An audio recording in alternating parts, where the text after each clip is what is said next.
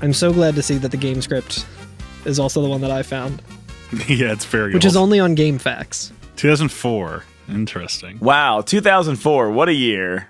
What a year. What a Post year it 9/11, pre several other things probably. Yeah. Pre-Dirge of Cerberus. Pre Dirge of there you Cerberus, go. post 9/11. It's what we call the Nomura zone. I realized that I was like, yeah, we didn't really give any briefing to this guest because it's on me that I have explained nothing to our guest today. Just throwing me in. Just throwing you in like you've been here all along. Let's just pretend that you have always been here and that you've always been the fourth host. Oh, okay. God, imagine if the Every FNFF had a guest with an actual good sense of humor. Never. Can only bring them on as like a one-time thing. That is, I see what Curtis is doing there. He is trying to cast shade at us, all three of us, but he accidentally just dragged every single former guest of the pod through the fucking No, it's dirt. fine. It's fine. They don't mind. If they know where I live, then I know them well enough that they can come fight me. It's fine. I don't care. And if they don't know where I live, it's fine. What are they going to do? But yeah, Add me on Twitter? I meant to say host, by the way, not guest. So that's where I went wrong. That's why I'm just I meant to laughing say so host. hard. Like, I knew what you meant. Look, but that sounded I've extremely been rude. streaming for like 5 hours today. I'm tired. I'm sleepy. Curtis is quickly I'm decreasing his status as favorite member of the pod to everyone. So at least to the guests. But yeah, this is the Every FNFF podcast. We're talking about the greatest Final Fantasy game of all time today. This is our Again. part 2 Yeah. of Super Mario RPG, where we're going to give it a little bit more of the treatment that we usually do, except not an entire year's worth of us talking about every single detail of Rosetown or whatever. God, I really just could gonna talk kinda about every detail of Rosetown, though. We're going to hit all the quick beats about it, though, and just kind of talk about this amazing game. And we have a very fantastic guest with us. In my opinion, I'm going to do what Curtis did and drag everyone else. Nice. Thank you. I would say it is our cutest guest ever.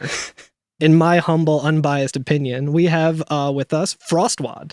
Hey. Hello. Here I am, fiance of one. Fiance of all of the three whole of us. podcast. Of Daycare Ditto's fame? Yes. Of Daycare Ditto's fame. Yeah. You talked I about have been there. What Pokemon did you talk about on Daycare Dittos? Talked about 2, Mr. Mime, everyone's favorite pervert, Oh, right. and then Mew, everyone's favorite ace icon. non-pervert. Yeah. yeah. hell yeah. Stay pure, Mew. Stay pure. And Toad asks you, do you know how to podcast? And you say, I have no idea. Or, of course I do.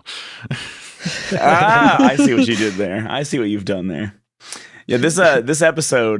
To get Frostwad on the podcast, I went up to her and I said, hey, do you want to try podcasting on the Every FNFF podcast? And she said, I'll try anything at least once, which is also an option that you can choose in this game later on. But usually we ask guests what their history is with Final Fantasy. We're not talking about Final Fantasy today. I know already your deal, but do you want to kind of speak on that a little bit, Frostwad? What's your deal?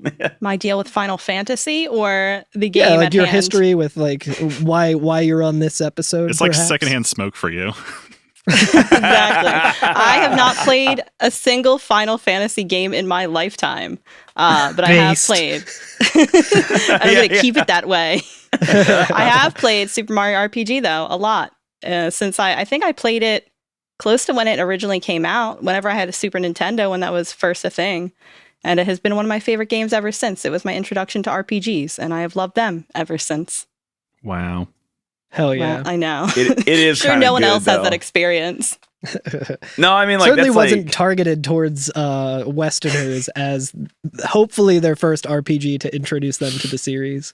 yeah, fucked up that they made it the introduction to Westerners for RPGs, and it was also the best one. So it's like they kind Exactly. of just wrote like a check that could never be cashed by anybody All else ever downhill again. from here. Yeah, Yep. you know. Was this your first Mario as well, or you like played other Marios?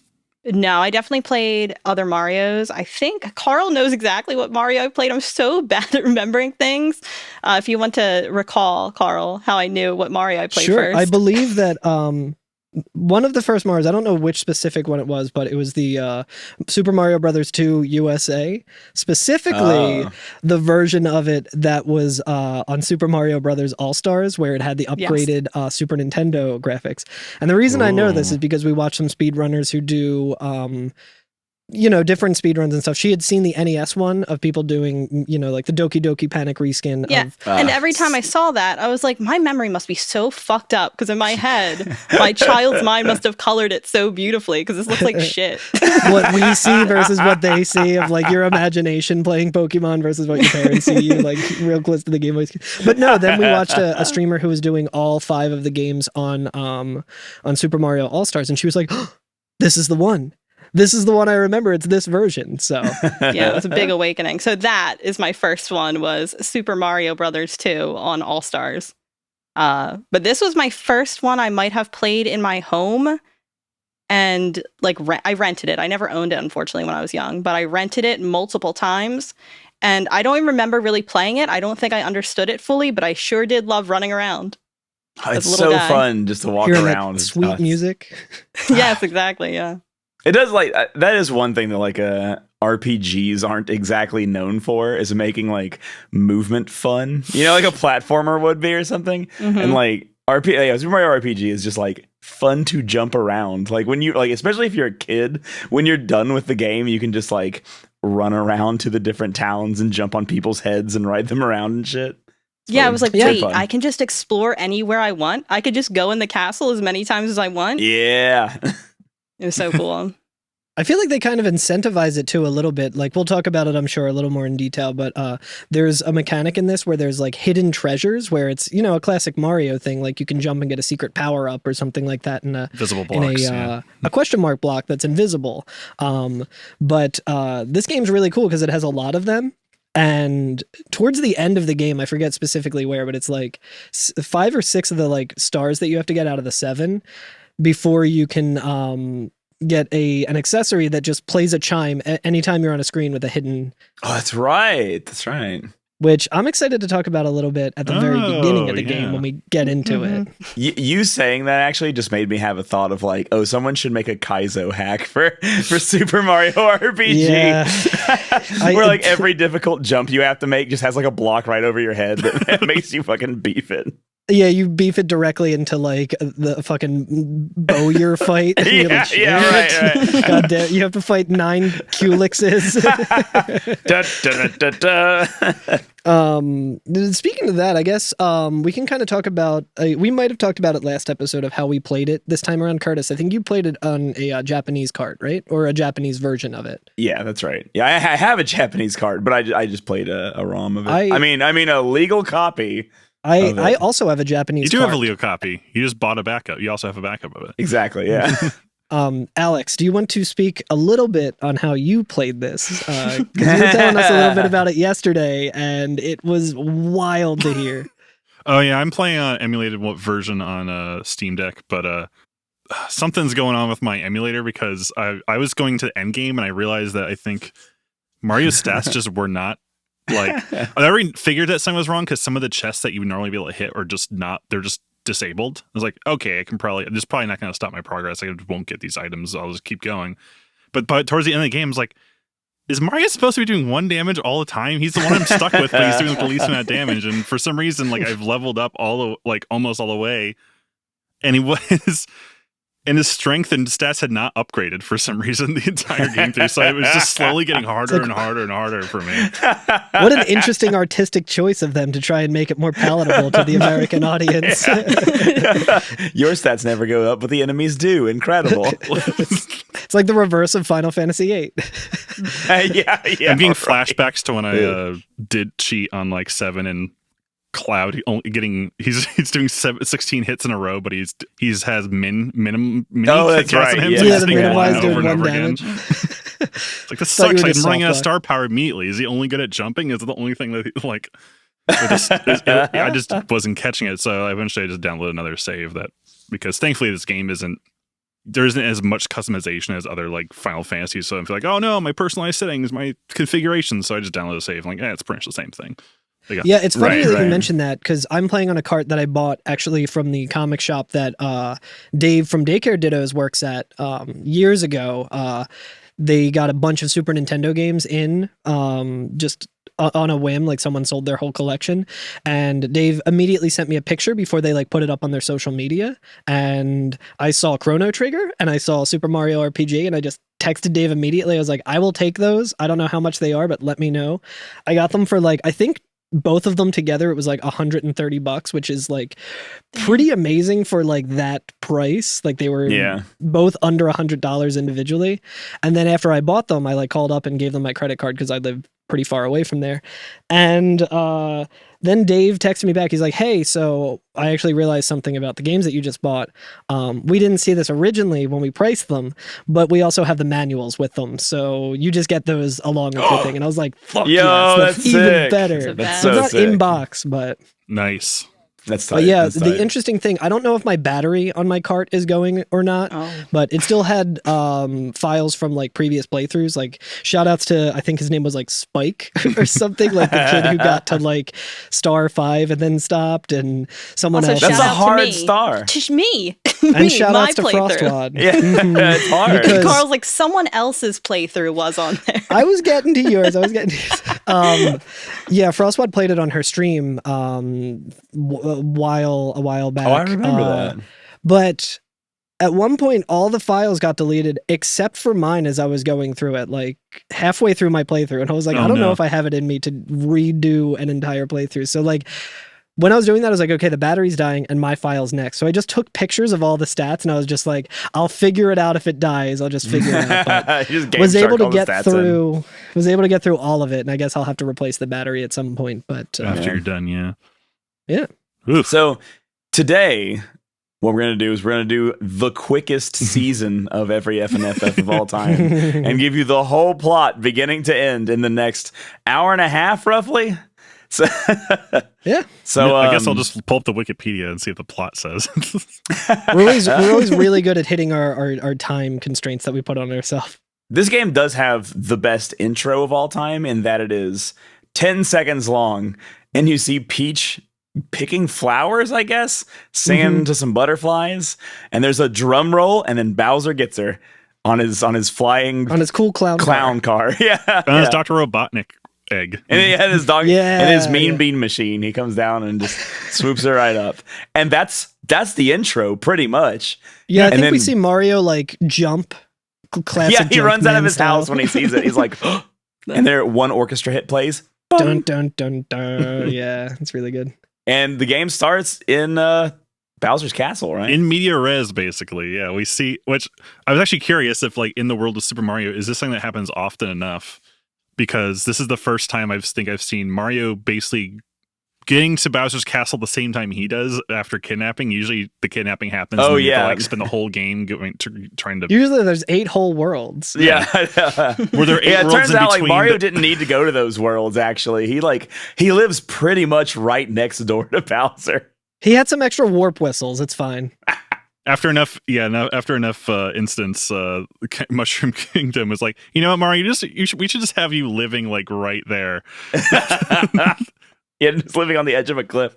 Also, Bowser's castle is in an incredible location. It's like against the back of a giant earthen wall, and it looks so badass. It's so cool looking. It's prime real estate right there. Love it. Yes, all coastal views. Probably the view's great. Wonder if it's like a dam. Like I like the giant vines coming out from underneath the structures and stuff. I love it, the kind of chunky environments and all this, because it does remind me of Final Fantasy VII, where like sometimes the way they painted it it doesn't evoke the scale that it's really supposed to be, but it kind of gives its own charm where it looks like it's almost like a miniature. Yeah, kind of like clay. Like everything looks very clay. Yoshi's Woolly World, or like Yoshi's Crafted World or something. It's very much like a diorama style. I feel like is the art direction that they went in. Mm-hmm. Overall, this game's like really easy to look at. I know some people, included, have a hard time looking at older games like that. I was turned away by Final Fantasy VII because it was so hard to look at when I tried to play it in like 2008, I think. The PS1 has like, I think the downside of there's a lot of like small details or sometimes hard to make out, especially if like small glimmers. Like because it's a very crunchy system, despite being like a quote unquote 3D system.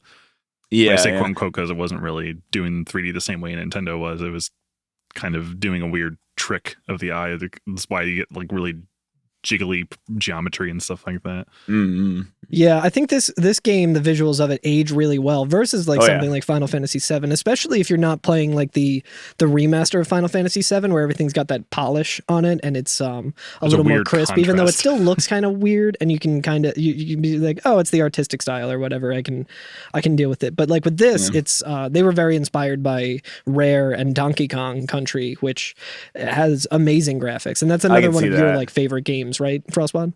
Yes, yeah, definitely. And that still holds up. Like, it's just so easy to look at still. Yeah, very much so. Yeah, I much Easy on the prefer eyes. like really stylized like this versus like hyper realistic. Like it's interesting to see games now that are just super hyper realistic where like Oh yeah. I like when it's a little more stylized. For sure. I appreciate Nintendo still does kind of try to keep things very well designed and future proof. Like every time someone says like, oh, this is what Mario 64 will look like on a real engine. And like, that's not how Nintendo would do it though. They would not put that much lighting and everything. They would make it as flat and colorful and like stylized as possible. You know what else is very easy on the eyes?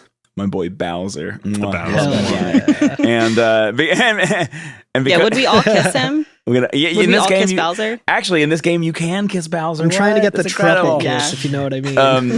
But the power truffle. So it's not very far into Bowser's castle. There's only like 2 or 3 rooms in his castle, right? They have to go through now, where you like fight like a room of like I think they're called terrapins. Terrapins, which are basically like the dry bone enemies from Mario. If you're not familiar with that, they're like the Koopas that are just like skeletons and but stuff. They got hands. Yeah, I think it's really hard to kill them if you're just like punching them. You have to do like a special attack or a jump attack, if I remember correctly. You can kill them in one with a timed hit. Oh, okay. Cool. Actually, I think you can kill them without a timed hit. Now that I think about it, these ones, the dry bones. Interesting if true. The dry bones you do have to jump on later. Yeah. It's a thing where it's an interesting take on an RPG where. People who are more familiar with Mario might be like, oh, well, Mario has a jump move. Mario has to jump on these guys in the game to like break them down. So let me try and apply that knowledge to this game. But we get to Bowser's throne room, which is delightfully lavish, and Bowser is not there, right? Like there's no one there, or so we think. We see something slightly out of frame, though. You can see a little bit. Yeah, you can see Peach's feet like wiggling on the top of the screen. It's really good. Are we talking about Peach's feet now? Yeah, Sarah's pulling up the Wiki Feet page to compare. He said Wikipedia I have to bring up. So. Speaking of the graphics, also, I played this with just to kind of get the full experience because there's like, I forget what the account I follow, but it like compares like what pixel art and emulators look like versus what they used to look like on a CRT.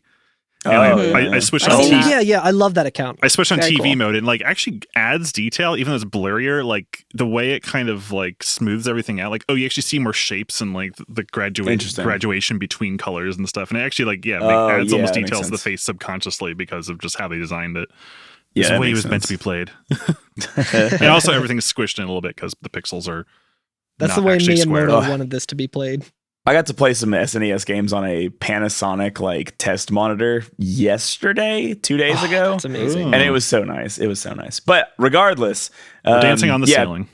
Peach is being suspended from the ceiling. Bowser's up on a chandelier, which is being held up by chain chomps. Chain chomps. It's so good. And I like that he's just hanging out up there. I like that he's just up there. He climbed a ladder and he was like, take the ladder away. When Mario gets here, it's going to blow his fucking mind that we're up here. He'll never get up here. He's never going to get up here. But Mario, being the jump boy, is able to just easily jump onto a chandelier. First boss fight begins. And like a good portion of this game, I mean, not all of it, but a lot of bosses have like certain mechanics or things to watch out for. And I feel like it's a nice introduction to that because you cannot beat Bowser by fighting Bowser, right?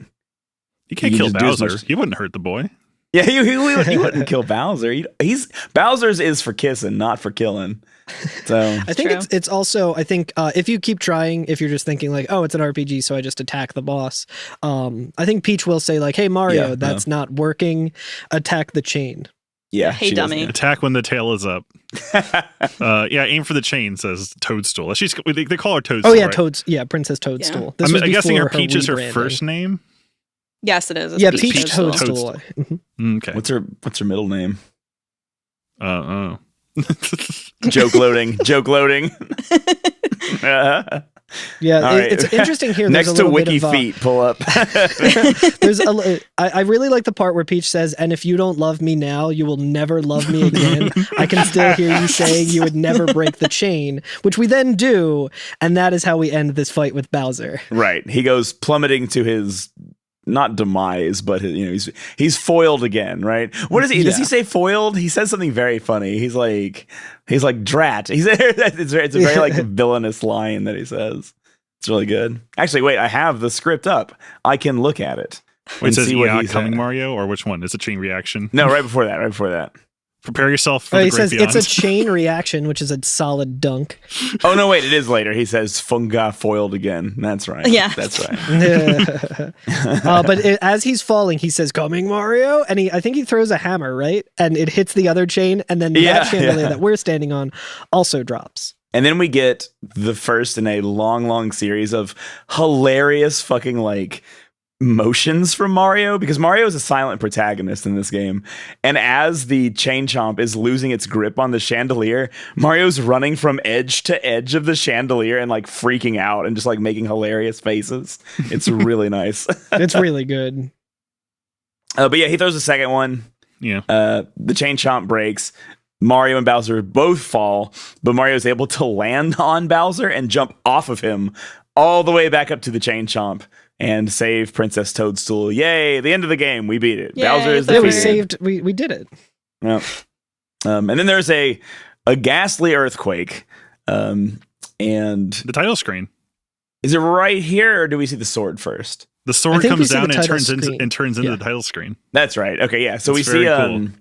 above Bowser's castle, there's a big star and some clouds, and we see this star break into several stars like really quickly, and a giant sword descends from the sky and like stabs itself or like implants itself right into the top of Bowser's castle, and that's the title screen. It's like, what is happening? It is It very impregnates itself right into Bowser's Oh. castle. wild. It's very hot. It took me a while to realize the sword had a face on it. Did it take so- you until the fight where we fight this giant sword and Pretty it much. has a face? I mean, how could you not look at the logo close enough to notice that there's an important detail that you don't find out until the end of the game, Alex? Jeez. Is it visible That's a on joke about last the season. logo? Yeah, it's got What's little grumpy little eyes on it. Little grumpy eyes. The XOR face.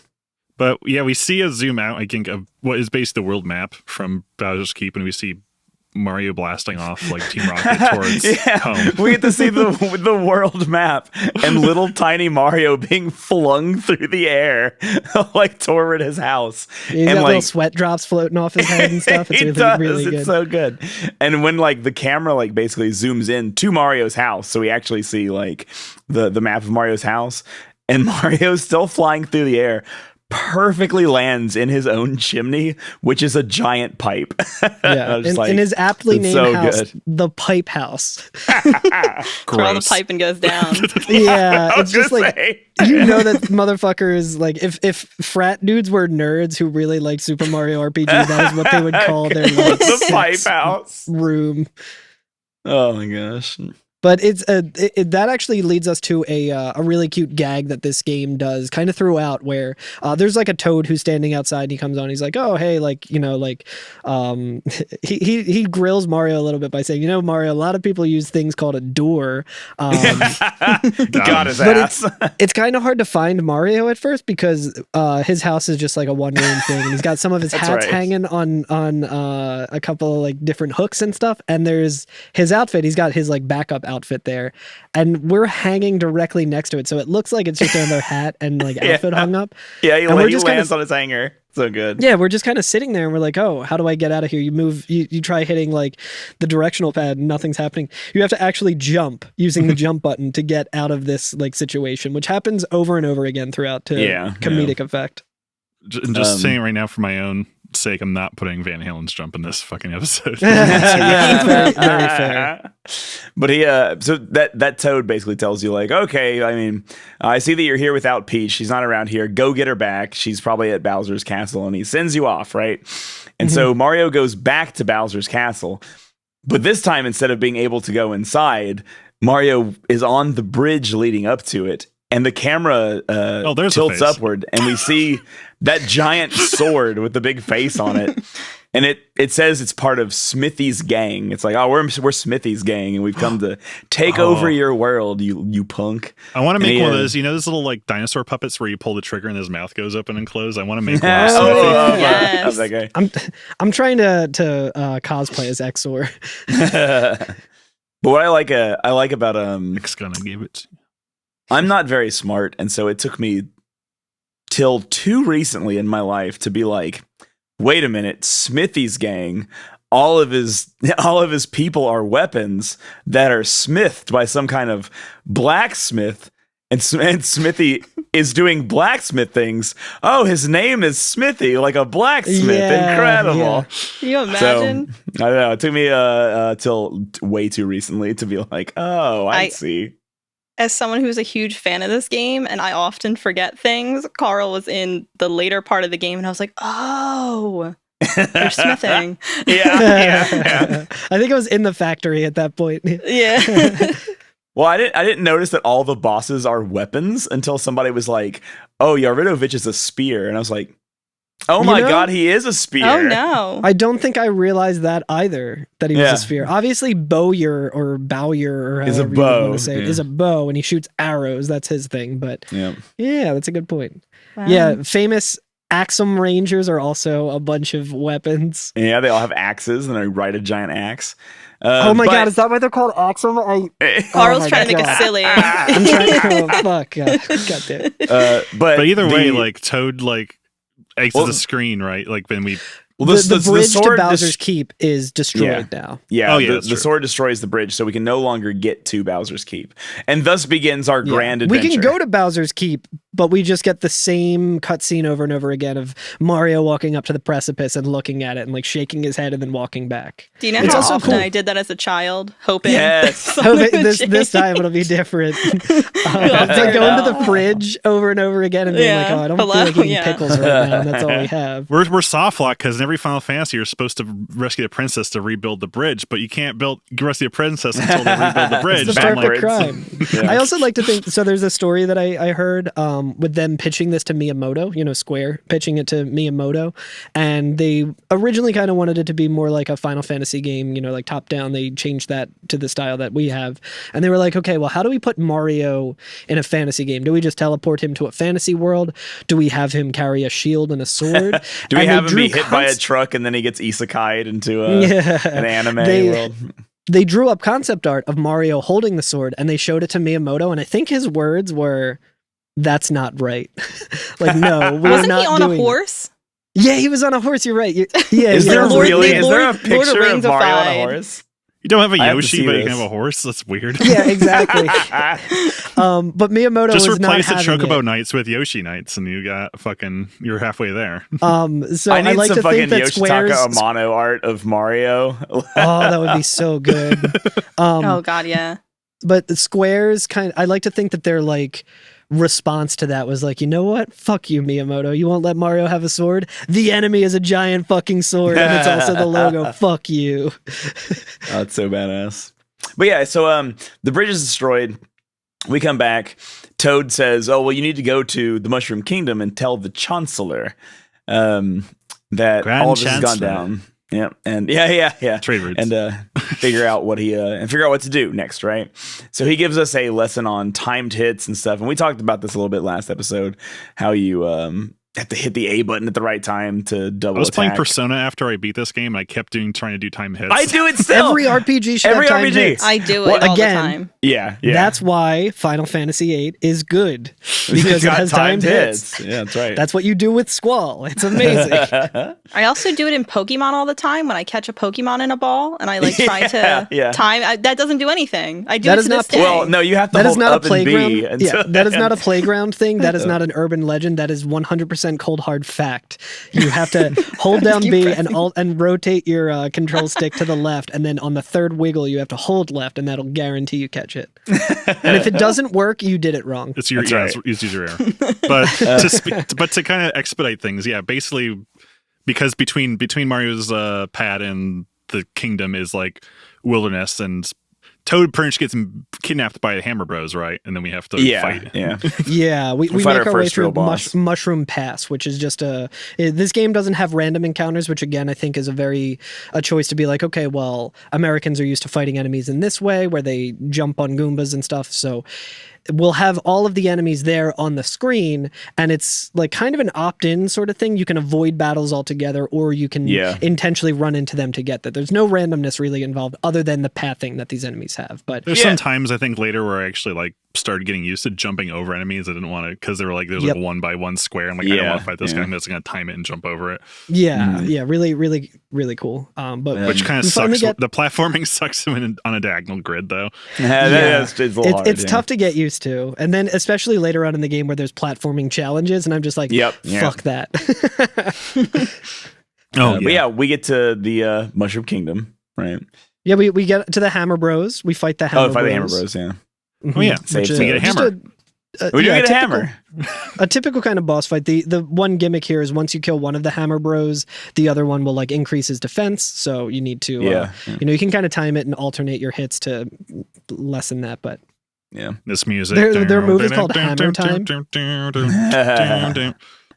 He fucking throws hammers, and then you get to steal his hammer. Yeah, that's true. But then that's his like master sword for like the rest of the game. He's got a mallet. He's gonna bonk it. He's gonna bonk it, baby. But Mushroom Kingdom's pretty mellow. I like that it's kind of more like a little village with a castle in it instead of being like a full-blown kingdom. The amount of hours when I was a little kid I just spent running around Mushroom Kingdom, fantastic. There's some toads that are running around that you can jump on their heads, and if you stay on their head for long enough, Mario gets dizzy and he falls off. Peak comedy. Yeah. Peak I like comedy. the one person who says, "Hey Mario, look what you're standing in." And you have to hit the jump button. You jump. It's like how made you look. I really like that they added that to the manual as well, where they wanted to keep this in the game, but they're like, we don't want people to think their game froze or something. So we have to say, like, if you can't do anything, try hitting the jump button. That's usually the way Mario has to show his ID to people. Like, people just want to see Mario jump. Mario prove it. That's another thing I love about this game is that Mario is a world celebrity. So as you go through all the areas in the game, just like in our world, as you go through the areas in the game, like all of the towns you'll run into, and people will be like, "Whoa, you're the Mario? That's crazy! Why don't you do a jump?" And people will be like, "Oh, he did it! He did the jump! It's amazing!" And people clap and shit. It's really the comedy good. in this game is so good. It's so like all of good. it, just all of it. We were genuinely laughing out loud at certain points when like skits were happening or something. It was just so like good. Genuinely funny. The physical comedy is so funny, like starting with Mario from Bowser's Castle being tossed out. When they act out the little skits, genuinely funny. Mario's about still to do a doesn't little talk bit. really. Yeah, Mario's about to do a little bit of that here because Toad said, "Hey, you have to tell the Chancellor about this." Like, we get to the castle, we walk in, and we follow a Toad into the Chancellor's chamber. But I want to talk about this screen real quick, because this is kind of fucked up of this game. There's like one missable in the game. Yeah, like I said earlier, there are hidden chests or hidden treasures in this game, and in order to get this specific one, you have to jump on the Toad's head. This is before you even know there's hidden treasures, by the way. Yeah, this is the very and beginning. before you have the charm to tell you that there's a hidden treasure, you have to jump on this Toad's head, and as he is walking you through the door, you have to jump again to get on top of the doorway to get what I think it's like a frog coin or something. Oh, wow. Yes, it's which frog isn't coin. a huge. It's not a huge. Like, you can get plenty of frog coins elsewhere and stuff, but it's like, as a completionist, when I got there, I was like, well, now I don't want to collect any more, because what's the fucking point if I can't collect this one? They literally block it off with an invisible wall. So I didn't do a playthrough. I was watching Carl's as my playthrough and watching the defeated look on his face when he realized he couldn't get it. He's like, well, now I don't want to do any of them. And just like little kid crosses his arms. Fucking real sassy, like Run child, just like yeah, it's your my completion is playthrough. No, it is fucked though, because why would you ever be thinking of that at that point in the game? You barely even know what's happening.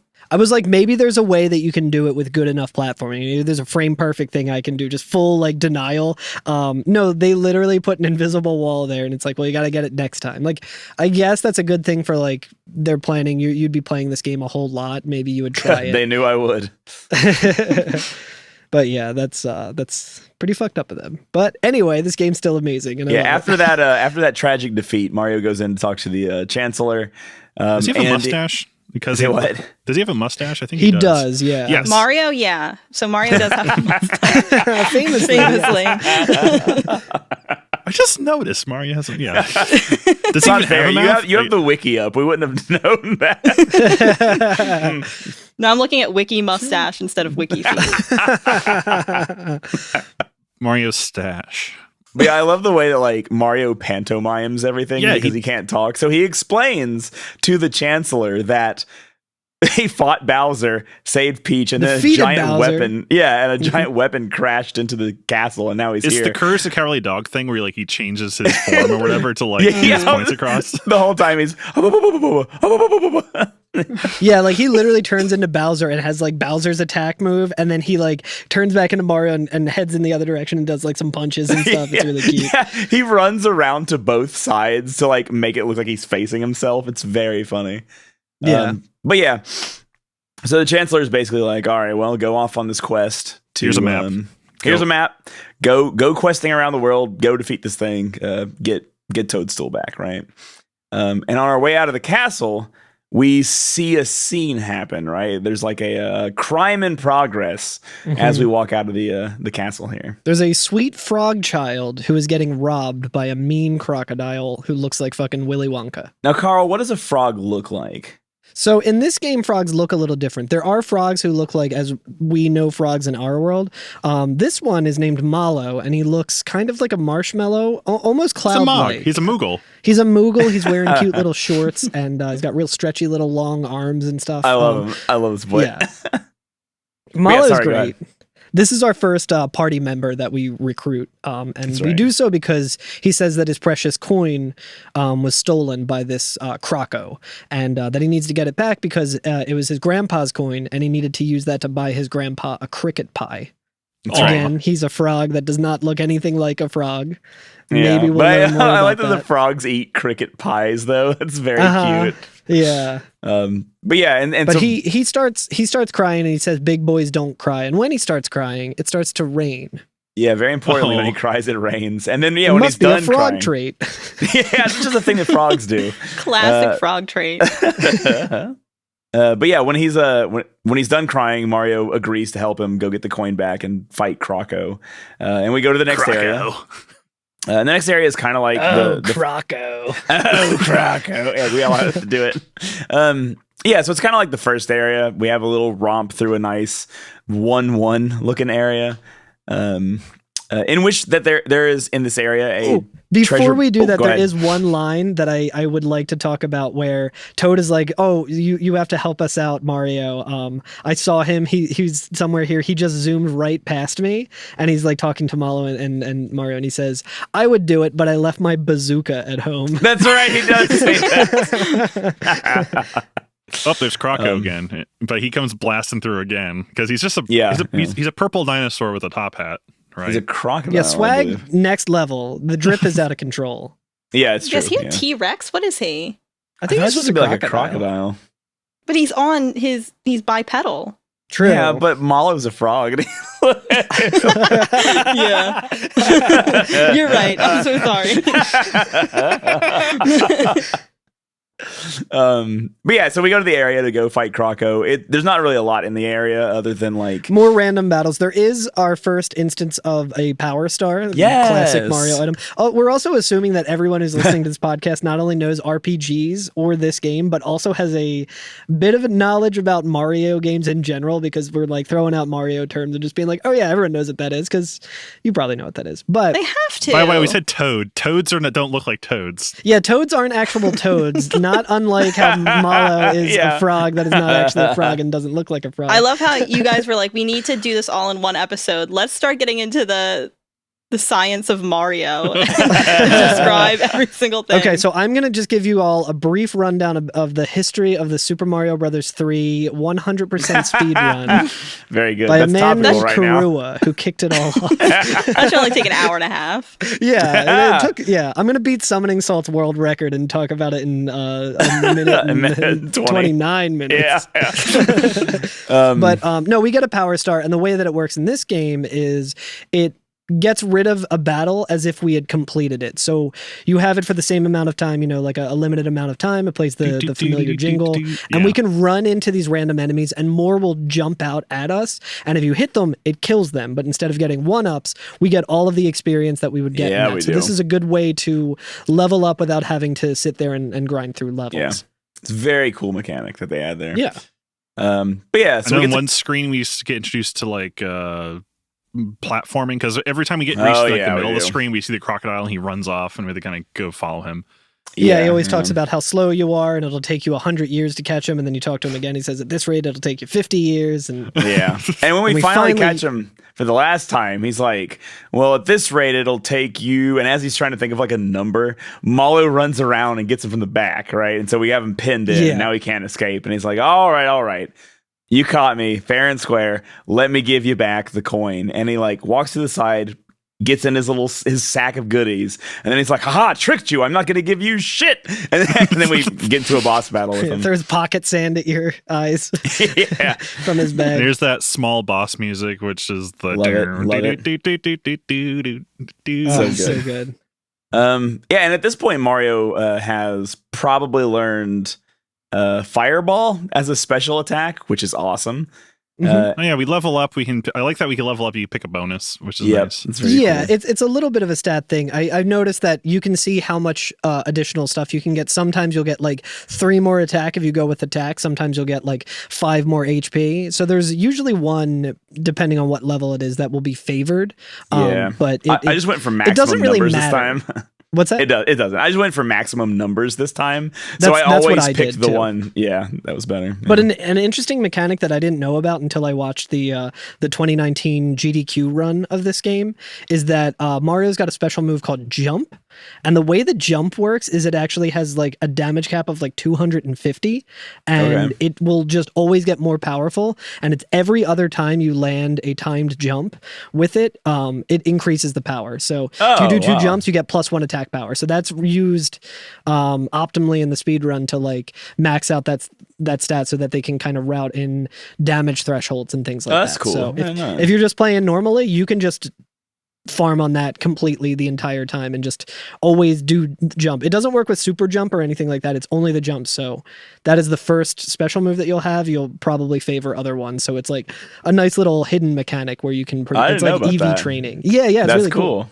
Didn't you speedrun this game for a minute, Curtis? I tried learning it, and buddy, it's not easy. It's not easy.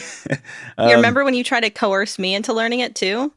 You're just like, yeah. That doesn't. You probably would have been. You would have been better at it than me. It's true. We got I don't have any others. others.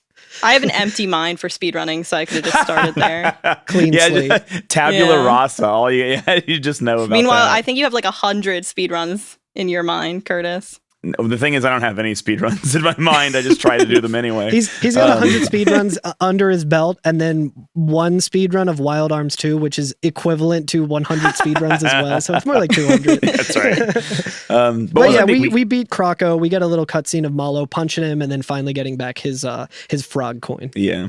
And we head back to Mushroom Kingdom to buy that delicious cricket pie. But all is not well in the Mushroom Kingdom since we left it last. There's fucking pogo gangs everywhere. The song has changed. It's a little more in a minor key. You know that is never good. Even though the song is extremely good. There's Shy Guys on springs everywhere, bouncing around and like harassing the town. And not only can we just go to the castle and go fight the boss, which we can do. You can just run to the castle, fight the boss, no big deal. If you go in the various houses, everybody is being harassed in various hilarious ways by the Shy Guys. One kid who we previously could have seen jumping on the bed has one of those Shy Guys jumping on the bed with him, and if you talk to him, he goes, "Man, this guy can jump." Yeah, it's really, really good and really cute. I love it. Yeah, you can get not random, but you can get encounters in the house, which is kind of wild. Yeah. To me, I didn't realize that. But yeah, we can go and fight their boss in the back to where basically the throne room of where we met the Chancellor. Yeah, do you have a throne? Yep. Or is it just like this quarters? I think it's like the throne room. Either way. Yeah, but this is a Mac the Knife. That's a good joke. It's a good joke they put in there. Oh my god, yeah. The shark has pretty teeth, dear. I love you, Carl. That was like my grandma's favorite song. I can't believe I did not. It is anything but timely. I will say that, because like by the time that I was playing this, like that song was already like 40 years old. So like, yeah, or more. I heard that joke in Later Alligator as well, which is about like romancing a basic Yakuza character named the Knife. So like the Knife.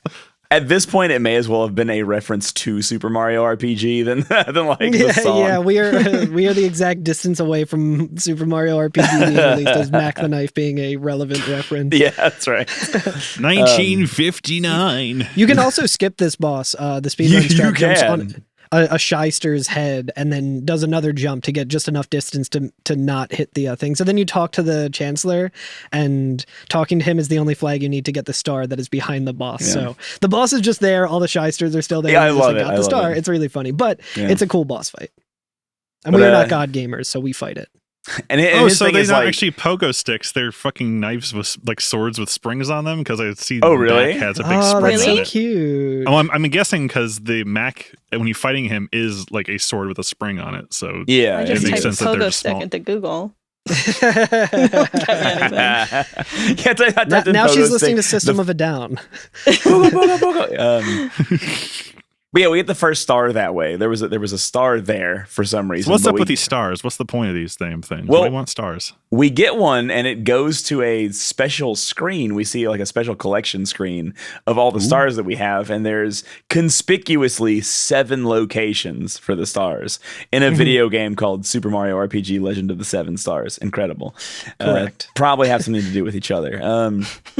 But at this point, we don't know what it's for. So we're forced to continue on to deliver the cricket pie to Malo's grandfather. Or if you're like me, you forget to buy the cricket pie and you just keep going, and the game will let you go. It keeps letting you go. It's fine. You can keep going. Or if you're like the speed run and you do that later because the routing calls for it. I think that was the Is that cricket true? pie.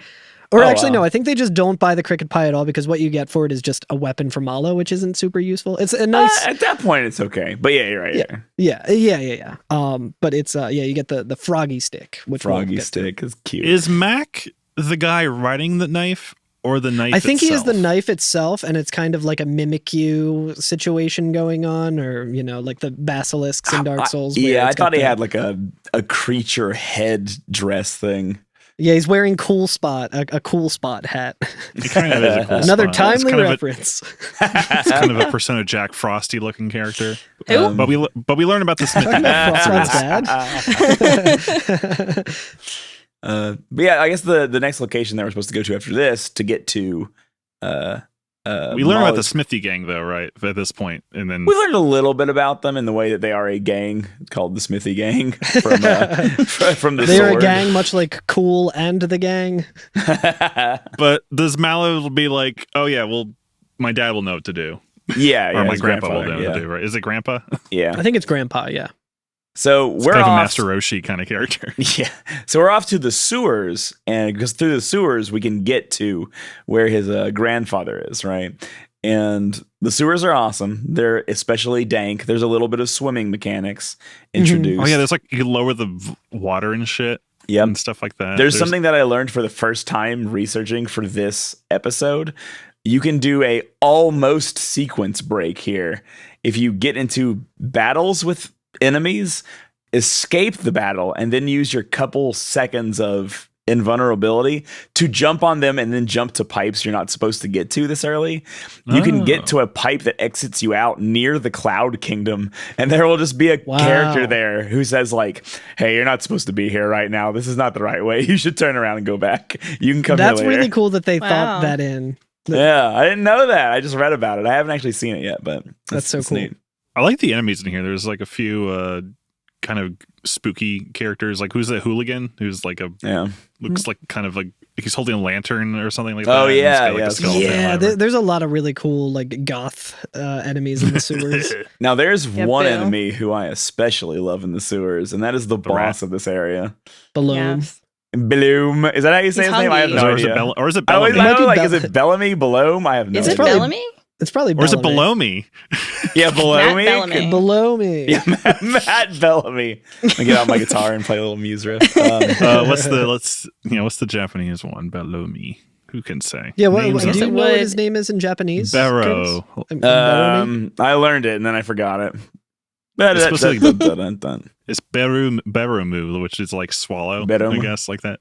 Oh, okay, is that makes okay. sense because All right. that is his special move. Is he will swallow one of your party members. He can also turn you into a dang scarecrow, which is crazy. By the way, Scarecrow. stat- Yeah, I guess status now's a effects in good this time to game talk are about wild. status. Yeah. Yeah, They are. because like most RPGs have like your sleep, your poison, and Mario RPG does have those. Yeah, but it Mario also RPG has has like these really weird ones, such as sleep and poison, and no, but it also has Scarecrow and mushroom.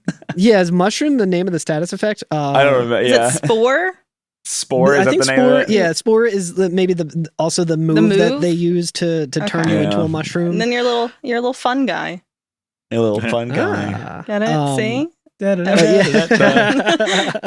I always get weird because it says S''crow, so like Scro. I got scro. I got Yeah, scro. Scrowed. Scroted. Fucking But yeah, so screwed me. Scarecrow basically just makes you only able to use items and special. You can't use your regular attack. You can't use items, I don't think, can you? No, you can I only use forget- special. You can only use Oh, you Only can special. only special use or special. defend. Okay. Just That's like in right. real Yeah. life with scarecrows. Mushroom's weird because you don't get to do anything, but you do gain HP every turn. Yeah. Yeah, you grow back. Yeah, very weird. So it's like, and it lasts a couple of turns each of these. It's not like you're locked into that until you get out of the battle or use an item. It's not that punishing.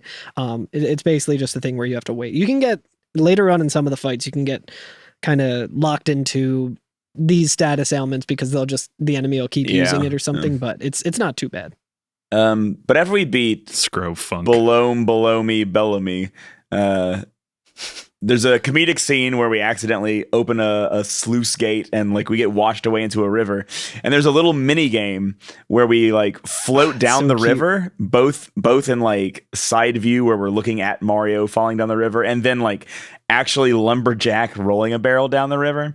The really fun thing about it to me is that there's really good like fun plucky music as it's happening. Mhm. And if you go into one of the various caves as you're going down the waterfall portion of the river, all the enemies inside are dancing to the time of the It's music. so Like they can all cute. hear it. It feels It's like so you're in a log cute. flume in Disney World or some shit. Yeah, exactly. Yeah, It's like a very little Disney good. ride. It's very cute. It's very The cute. whole game is so charming. I can't think of a better word. Mhm, Mhm. mhm. It's good. What is this last picture you've just shared with us, Carl? Oh yes, I'm glad you asked that, Curtis. So I'm watching just kind of to refresh my memory. I'm What watching the is this? GDQ run, and at this point, the runner He's got just scary red incredible, eyes. has the star power up, and he's entering a pipe. Oh, okay. And he's coming out of a pipe, and I paused it at that exact moment, and it just looked horrifying because Mario has That like red eyes and just peeking out of a pipe. they All would use black this for clothes. creepy pasta. This is Yeah, creepy exactly. pasta image. Mario drowned. Speaking of not drowning, though. Yeah, we Sorry, do go the swimming puzzle, which involves either collecting coins on the way down, and then it eventually turns into the whole like barrel rolling / jumping game, Yeah. Mhm. which continues the same thing, collecting coins, and then you end up at the end, and they give you a little score. Which If is you get kinda enough fucked up. coins, I think they give you the knock shell. Is that what you get from this? Oh yeah, yeah. Which is a good weapon I for got the Mario. knock shell, and I feel like I was not particularly good at this mini game at the first try. You have to But- do like middling at it. Yeah. Yeah, the knock shell is a weapon for Mario where he just gets a like a Koopa shell. In this case, I think it's a green one, and he kicks it at the enemy, and it changes up the timing of the timed hit. You have to hit it Yeah. like right before you kick the shell. But it's a good weapon. I hope that's right. That might not be where you get it. I think that's what you get for that, if I It remember. sounds right to me. but- Who cares? No Who, one, who cares? No one's one ever has the played courage this to game. No one's correct listening us. to this. no one's ever gonna play this game anyway. So like, no one knows. But we make it to the tadpole place, right? Which opens once again with somebody being like, "You're not Mario. Prove that you're Mario." Prove you're And you have Mario. to hit the B button. And he's like, "Holy shit, you are Mario." which is fantastic. But yeah, we're introduced to Frog Fuchsius, which I love all of Mallow's siblings. they're I all like, good. They're all tadpoles. Sweet They're little so tadpoles, cute. but like our world's tadpoles. Yeah. So Mallow is clearly the Black sheep. redheaded stepchild of the of the gang. Frog Fuchsius shows up, who's being floated around by a Lakitu. Right? So funny. So funny. He's like trying to act like he's like levitating. So he has like a fishing line from a Lakitu, like the Lakitu is struggling. It's So you have to sometimes struggling. he has to Can't quite do it. That's good. But yeah, the tadpoles make a bridge for Mario to go talk to Frog Fuchsius on his little island where he isolates and meditates. Do you guys mind if we talk about the music here for 1 second? Because when we first enter, the song is playing, but it's only the first couple notes of the song here, which is just a samba whistle. Yep, and it's not until I think like you get the bridge or you jump across to talk to Frog Fuchsius where it kicks in with the cool like samba song as a whole. But it's just like it's really good, and you can just like I think we should all get samba whistles. I agree. I couldn't agree with you more. For the podcast, just I think there's some go-go's or something like cowbell type of things. Oh yeah. I'm listening to it right now. It's good. It's real good. I love playing this in headphones because there's like some stuff I just didn't hear on the TV or on the Steam Deck, like some cool bass lines and modulations and shit. And it's great. The music's great. We've talked about. I do want to note that the music for this game is what I go to at work. Like one of my few things I go to. It's like, I need to get shit done right now. I know it can get me through. The samba whistle, and specifically the rest of the soundtrack. Yeah, only the samba whistle for 10 hours. Siva Gunner. Extended cut. 10-hour loop too. YouTube. It's interesting too because I listen to this a lot when I'm streaming and playing Dark Souls, just because it's such a great soundtrack. But there's one version of it on YouTube that I always put on by mistake where it has like a solid 40 minutes or so, or like 30 minutes of the song slowed down, because when you get a game over in this game, it kind of cuts down the song to like a slog as like a way to like show that you got the game over. It's like do do do do do. It's like the record is But whoever uploaded this, I don't think it's actually like how the actual soundtrack is. They took that and just like put all of those parts or slowed it down to that amount and just have it put going. all together. So it sounds like a doom metal song. That's so cool. But yeah, so Frog Fuchsius, who tells us that there's bad things that happen in the world, and that it is important to go off and see to solving some of the problems that are going on. Specifically, one happening in Rosetown, right? Yeah. And Frog Fuchsius drops a bombshell plot twist on us that no one could see it coming. You could not guess this. You could not guess it. So it's like out of left field. But apparently, allegedly, Mallow is not really a frog. What? What? And that Frog Fuchsius is in fact not his grandfather. He found Mallow floating in a basket when he was younger and decided to raise the little puffy boy as his own. Mallow is the Moses of this universe. That's right. I was going to say, what Bible guy did that? That's Bible guy. This is some Prince of Persia or whatever. Yeah, that's right. Yeah. So we're off to find. He will be the one to save us all.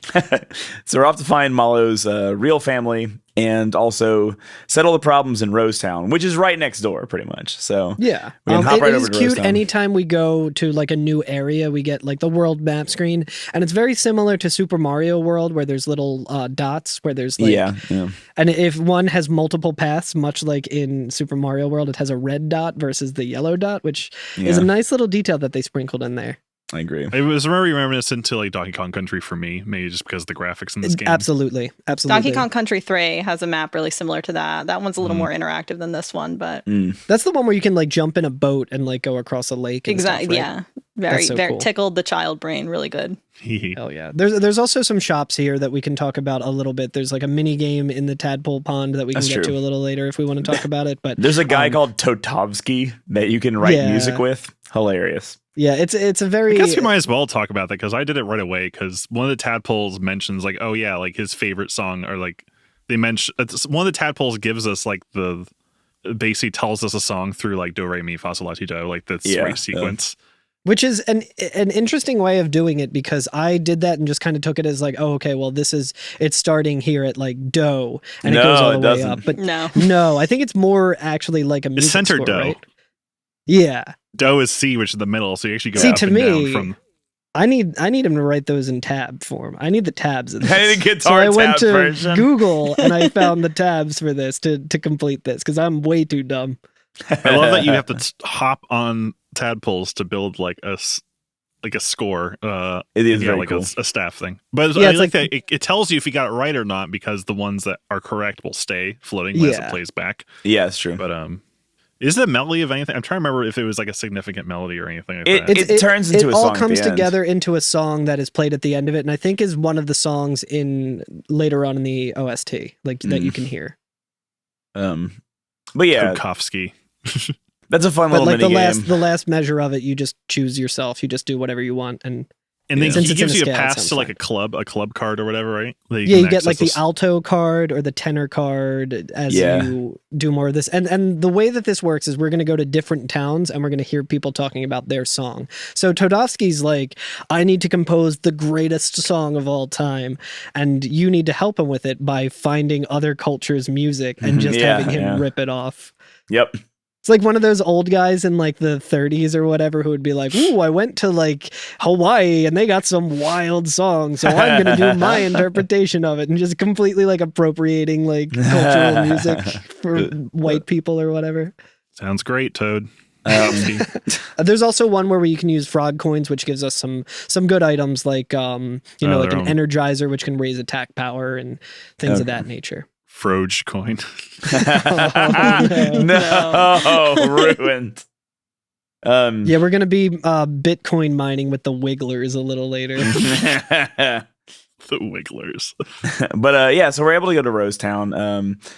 Rosetown is under assault by hidden archers somewhere because arrows are just falling into the town constantly, and you can get hit by one as you walk around too, which is very funny. But I guess Mario's hat prevents him from like. So what's happening is that like people are becoming paralyzed in Rosetown, right? Or they turn to stone. Is it just paralyzed, or are they actually turning? I think they just get paralyzed. Okay. That's right. Yeah. Which it happens to us a little later on as well. In an annoying way in the last dungeon.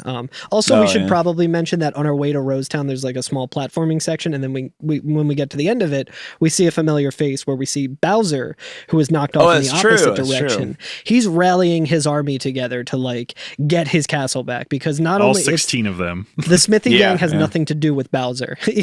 All 16 of his surviving Koopa Troopas, but he's getting ready to get back to his castle and take it back, because the Smithy gang has just fully like stolen it from him. Yeah, that's right. You're right. But yeah, so Rosetown's under this curse. I don't know, assault, whatever is happening there, where everybody's becoming it's a very paralyzed. casual assault on Rosetown. Yeah, well, most everybody is staying indoors because they're like, don't go outside. If you go outside, you might get hit by one of those arrows, and then you'll be permanently paralyzed. And some people like are in the town just standing there. Like there's somebody outside that you can go talk to, and as you're talking to them, they get hit by an arrow and they go, well, I guess I'm standing here now. And they're just done. They can only stand there from then on. There's a house that has a chimney that we can reach by jumping on some boxes, and then we can go down it as if it were a pipe.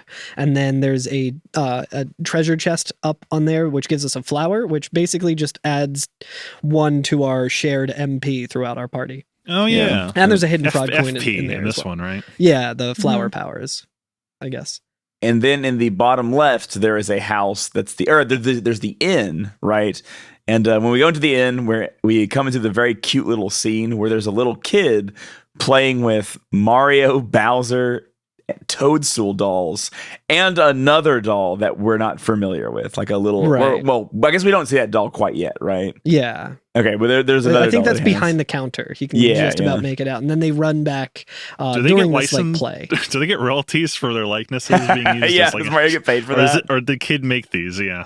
But it's funny because he's playing like a game of like Mario versus Bowser, and Mario's watching him and like getting into it. Like he's not experiencing, he's not playing with him yet, but he's like into it. Where like whenever Bowser attacks Mario, or the dolls do, Mario will make like a surprised face where he's like, "Oh no!" Like Bowser's attacking me. which is very, very cute. And the kid recognizes, as he's like playing, he looks up and sees Mario there, and he's like, oh, holy shit, it's the Mario. You're like the guy, and here you are. Do you want to play with dolls with me? And so Mario's like, yeah, let's do it. And They're playing guys. they're playing guys. Playing And I like that guys. he makes him play Bowser, which is very funny. Yeah, like, you play Bowser. I would never play with Bowser. He's like, I'm going to use my guy, Gino. Yeah. Yeah, well, he does. Yeah. He pulls out his doll, Gino, that we haven't seen before. And He's kind of like a Pinocchio Sentai kind of figure, right? yeah, that's a good way to Yeah. put it. And Gino, the action figure, has rocket punching action, I guess. And so his like arm flies off and hits Mario in the face and knocks Mario out. And so he's like, oh God, I've knocked Mario out. And they put him in bed and all that stuff. But during the night, we see that a like, I don't want to say ghastly, what would you say? Ethereal, like an otherworldly presence comes upon the house. Yeah, we've seen Pinocchio. Is that what happens? He gets Pinocchioed. He gets You see Pinocchio. a little sparkle. A little He becomes a sparkle. little in- boy. I haven't seen Pinocchio in years, and I can only remember the fucked up scene with like the donkeys and the cigars. Or is that Dumbo? I forget. That's Pinocchio. In the Guillermo del Toro one, they turned into Nazis instead. It's pretty fucked up. Oh, and damn. Cool. What? Oh my God. Walt Disney really loved that bit, I bet. They make fun of Mussolini a lot in the Guillermo del Toro one. It rules. That's awesome. Oh, yeah. But yeah, so- he basically comes alive. He becomes sentient by some specials. He gets a soul somehow. Yeah. And he walks out. And so the next day we come downstairs where we've awoken from being knocked out. We're going to go off to Rose Forest. Is that what it is? Is that what it's called? The forest around Rosetown. And go. Forest Maze is what it is on the map, I think. Is that what it is? Yeah. Okay. It's And we're the gonna Lost go, Which Woods. we get the cool Yeah, the song. Lost Woods. We have It to is do the like. Lost Woods, yeah. We have to go in the right directions to find the Master Sword. Yeah, and the only way that we can find the right direction is by following Gino, Yeah, actually, Which, that's true. which at one point he's just not there at all. And this is also, there's a lot of wigglers and like stumps that we can go down. And if you jump on a wiggler, kind of similar to like Mario with like how consecutive jumps in the game will lead you to a higher score and like a 1-up, you can do that on the wigglers to get frog coins if you It's want to, but it seems very difficult. It's tough. It's tough to get those Wiggler coins. Difficult. Can I mention the mom doesn't believe her child about yeah, Gino? that's right. Yeah.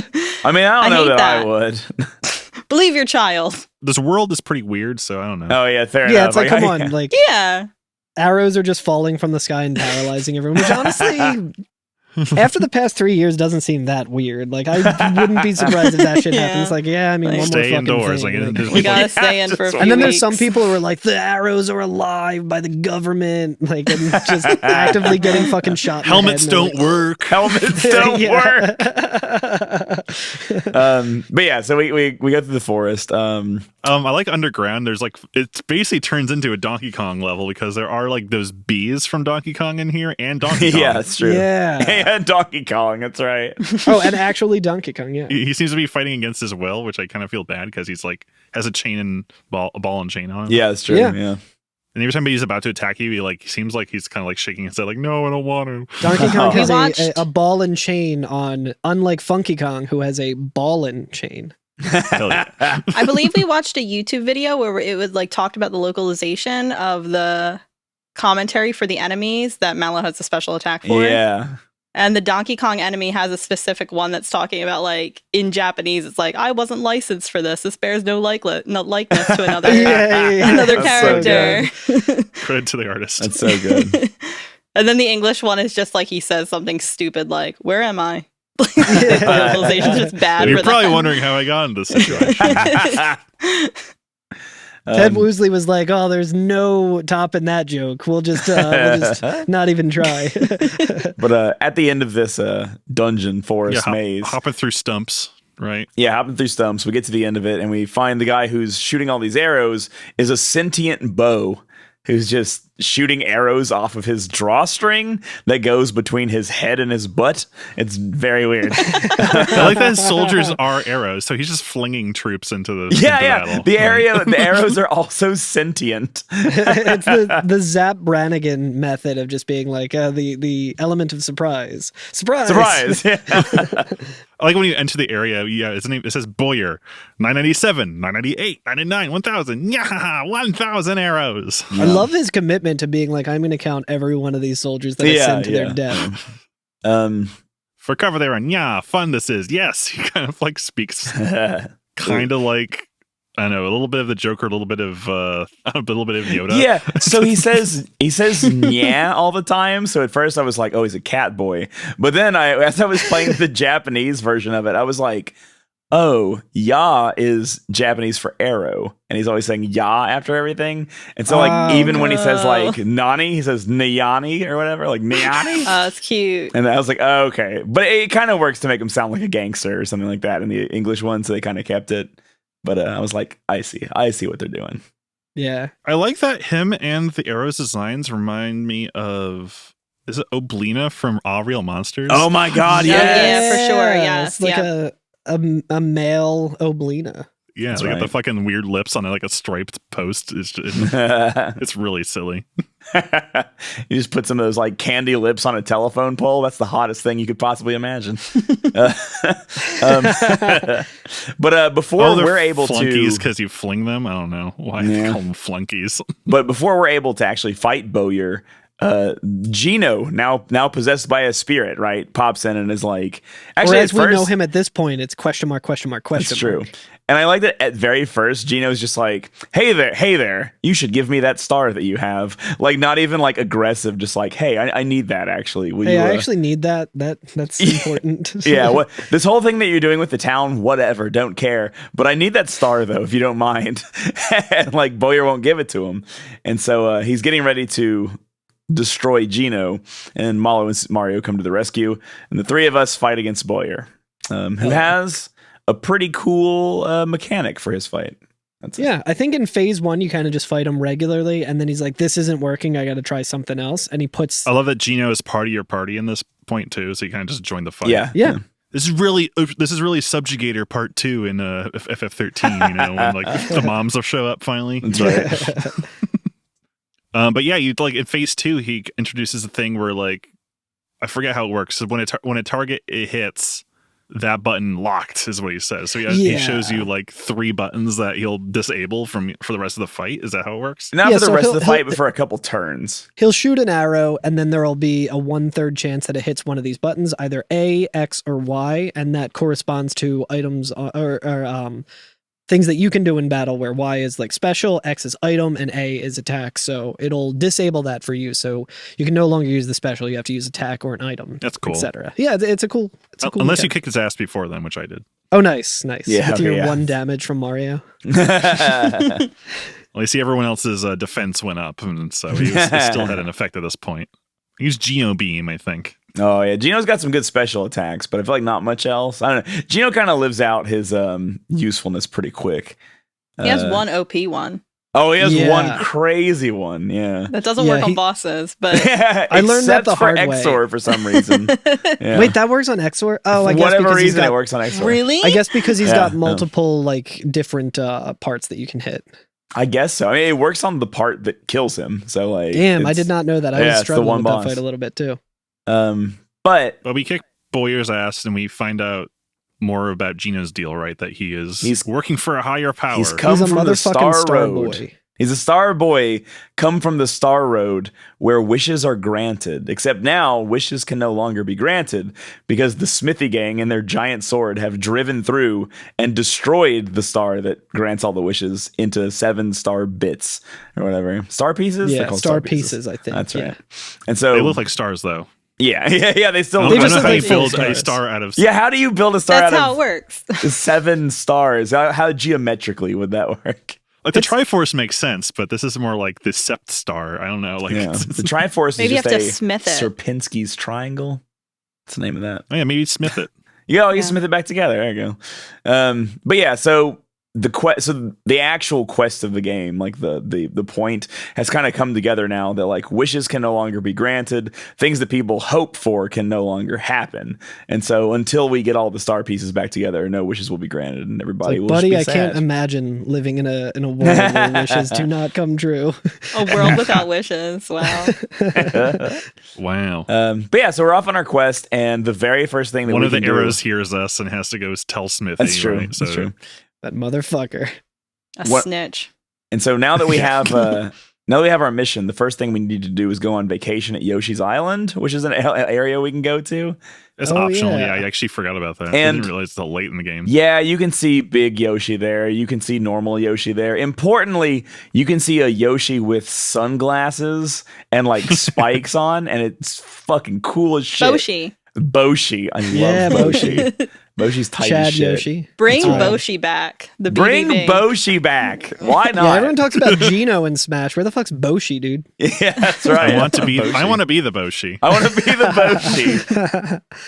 But yeah, you play like a little mini game there. It's whatever. Yeah, it's like a race You game, earn and then cookies. you can kind of summon Yoshi, and the way that the summon works, I only did it like a couple of times just to try it out, but it's I think he has a random chance to eat an enemy so that it takes it out of the battle, but you don't get the experience for that. But more importantly, you feed him a Yoshi cookie. He'll give you like 3 of them. You feed him a Yoshi cookie, and then he'll come out and like heal a party member or something. Yeah. Isn't there a game called Yoshi's Cookie? There is. There is. And The they go- localization of it, I think, is called Yoshi's Cookie, where it's like a puzzle game. Yeah. Interesting. I like that it's called Yoster Island. Is Yeah, that what it's Yoster called? Island. Yeah, like Yoster, but Yoster. it has an apostrophe, right? Yeah. Yeah, they're Yeah. like Easter Island. It's supposed to be like Yostar or something. I think it's like It's like Easter a cool kid in Island. 3rd grade being like, I'm going to call you Kurtster or something. Like, I have good news for you all. There is a Boshi plush, Oh, an my official God. one. Are there It 4 of costs them available? $3,000. Oh God. I'll just make a fucking Boshi amiibo or something. We're adding it to our wedding registry, Frostwad. You could just get a blue. You could just get a blue Yoshi and put sunglasses on it, and I think you're good. Yeah, and the little true. like goth spikes that you can buy for your clothes. We're good. So we're done with that, and the next area we go to is Moleville, I believe. Yeah. Oh I think yeah, so. And this is mountainous region. We see Bowser again with more That's of his right. troops, less than last time. So he Well, probably yeah, had a couple of importantly less. casualties on the Yep, on the way. Morale is low. The important thing in Moleville is that 2 kids have been trapped in the mines, right? And the people don't know Oh, no. quite what to do. It's okay, guys. I have it on good authority that Elon Musk is currently building a submarine that will save these mole children. And From the if pedophile moles that he did call Mario a pedophile for saving the kids Yeah, and that's risking his own life by entering the mines. But, Also worth noting is that all the moles are dressed like Luigi. oh yeah, I guess I didn't Are notice they? that. I feel like you referenced that last time, and I just smiled politely and didn't know what you meant. And I think the little girl looks kind of like a Toad because her bow is like polka dotted and shit. Okay. So it's like everyone They has always look kind of a. like. To me, they always look like little pioneers in my head. I don't know why. Like I living, kind of see living them on as the like land. pioneers. I definitely see or, that. like- Yeah. yeah. But either way, Croco makes a return in this dungeon. Yeah, he's fully solidifying himself as the Patches of this world, like from Dark Souls fame, yeah. where he puts a spring, which these are devices that we've used a couple of times here to get to other areas in the. This in is the area such that we're in. comedy. It's so good. And Mario jumps on the spring, which and we you gotta get up there. suspect it goes to the next area, like it always has done. And then we just slam our head on the ceiling and fall down, and Mario gets knocked out, and then Croco comes up and steals all his shit. And so we don't have It's any. the perfect crime. Yeah, we don't have any money or items until we catch Croco and fight him and get all of our stuff back. Fucking asshole. Hilarious. Love That's it, dude. I comedy. love it so much. But get to the end of the mines. We fight a weird dude called Punchinella, or is that it? Punchello? Yeah, I Punchinello? said Punchinello, but that's another one of those weird localization things. I think I touched on it a little bit. You Last say we episode. want to call him James Bomb originally? Yeah, James That's right. Bomb. Yeah, he's a bomb. So that's his thing. Is that he's a bomb. Yeah, But he but- introduced himself as the name's Nello, Punchinello. yeah, Yeah. they literally just kept the James Bomb gag, but changed the name, which is amazing. It's pretty good. His thing is he throws out bombs that you have to defeat before they explode and do damage to you. And as the battle progresses, the bombs get larger and larger until he finally, at the end of the battle, summons one giant bomb that crushes him to death. And then, and then like the team is like, oh, we have to get out of here before this bomb explodes. And then as they're saying that, the bomb just explodes with everybody right there. And instead of like killing Mario and Gino and Malo, they're all just like Daffy Duck, Ashen Black, like from a Looney Tunes cartoon. Just so you know, this means war. Yeah. I do love the comedy of it too, where you're in a boss fight, you're taking it kind of seriously, and then he's like, okay, I need to send out my special thing, and he just sends out little tiny bombs. I forget what they're called, but they're like little baby ones, and then they eventually get to the normal size one, and then big ones, and stuff. Big chunky ones. And I think I might be misremembering, but you might be able to do timed blocks as well, because we talked about timed hits. You can do the same thing with timed blocks to either minimize damage or completely nullify it so it does 0. So with that, it definitely makes the bombs a little less of a concern. For sure. But yeah, we beat him. We get the next... you can absolutely dodge and get 0 damage from it. Looks like, or dodge. I'm sorry, micro bombs, meso bombs as the medium-sized one, and then I guess there's the king bomb, the big boy. He says it's clobberin' time at one point, which is great. He doesn't have a single original phrase in his vocabulary. Yeah, I wonder if they were like, well, he kind of looks like a fist, so maybe we'll call him Punchnello or whatever, and so that'll be the joke. I don't know. Yeah. Anyway, so we get the star, we go into the back, save the kids, and then we take a mine cart out of the mines and have a crazy fun minigame with this really good song. With a crazy good song. It's a crazy good song. So good. Did y'all remember your time? I think mine took way too long. I didn't do very good this time. That's right. Is this when you have to speed up but like hit the brakes going around corners or something? You have to hit the brake a little early from going around corners. Yeah. You can jump as well. I was really bad at this. I don't remember what my final time was, but I was, Frostwad can speak on. I was terrible at this game. I was like, please stop. when I was younger, I was so good at it, and I was like, I probably still got the skills, and I did so poorly. I was like, oh god, it's a tough game. Some of the turns are ridiculous on some of them. The ones where it's like an S curve where you just have to like keep braking around them. Yeah, ridiculous. There's also like you can jump and hit a mushroom or something, or like get mushrooms to get a speed boost, and sometimes that'll just boost you right off of the track. Like there's nothing you can really do. Reminds me of some of the roller coaster tycoon rides I would make just to conserve space. I was just like, I'll just have a zigzag back and forth, so it takes long. It's a long ride, but it doesn't go very far. Like, it may kill people who are older than 50 years old, but whiplash, else, but it's fine. But we go flinging off, right? Yeah, because we rescue the kids, Dinah and Might. Cute. We come blasting out of the mountain on the minecart, and comically, like the parents are like, "Oh yeah, they should be dropping in any time now." Yeah, they say dropping in any time. Yeah, and you come blasting through the ceiling. It's great. So what's the next area? Oh my god, I know exactly what the next area is. There's your favorite. There's another little mini area that we go through, right? And we get the last Bowser encounter, where now he only has like a couple dudes, and he's like, uh-oh. So he has like nobody left. And then we get to Booster's Tower, where we see Bowser at the base of this tower with no minions. All of his minions have either been defeated or have abandoned him, and he has no one left. His posse has completely fallen. His entourage. Yeah. His homies are gone. All his wingmen are gone. He has a very funny... I was going to say his crying Bowser is always in my mind. So I feel anytime I'm crying. I love the characterization that they gave Bowser in this game, where he's like always trying to look tough and be like, oh, and stuff, but he's like a huge softy, and he's sobbing constantly. Very introspective and just constantly crying and stuff. It's so good. And it's like, we were talking about this a little last episode, but I don't think Nintendo would really do this anymore in a game, where they're like a story that comes to mind is with Wreck-It Ralph, where they had a bunch of other IPs, like Bowser was in that, and there was a bunch of other villains from other very briefly things. Yeah, just like they were all like in a like a sitting around in a circle and talking, like therapy kind of thing. And apparently every single like person and like rep who was like talking about this. They're like, no, well, Bowser needs to be the biggest one. He needs to be 7 feet tall. And they had to like draw a line in the sand and be like, none of your villains can be taller than this. Like, we're not going to have this pissing competition of like who's the biggest or something. And Guile has to be bigger than Bowser. Like all those other things like people are arguing. There's a whole it's weird, like the weird like clearance they have to like go through to use their properties, but Sonic is just a prevalent character. Imagine being on the Bowser clearance team. How do I get that? Yeah, how do I work up to that job? I'm gonna hand in my cover letter and I'm gonna be like, Bowser needs to be crying 17% more of the time. At least. And also kissing minimum. me. He also needs to be kissing 2 burly men. But Bowser's like basically he's crying at the door of Booster's like tower because Toadstool apparently ended up here, I guess. Yeah, so I guess when the Smithy gang rained down and sent everybody flying, he sent Mario luckily flying to his house. Bowser flew off somewhere with some of his minions, and Peach fell out of the sky into Booster's tower.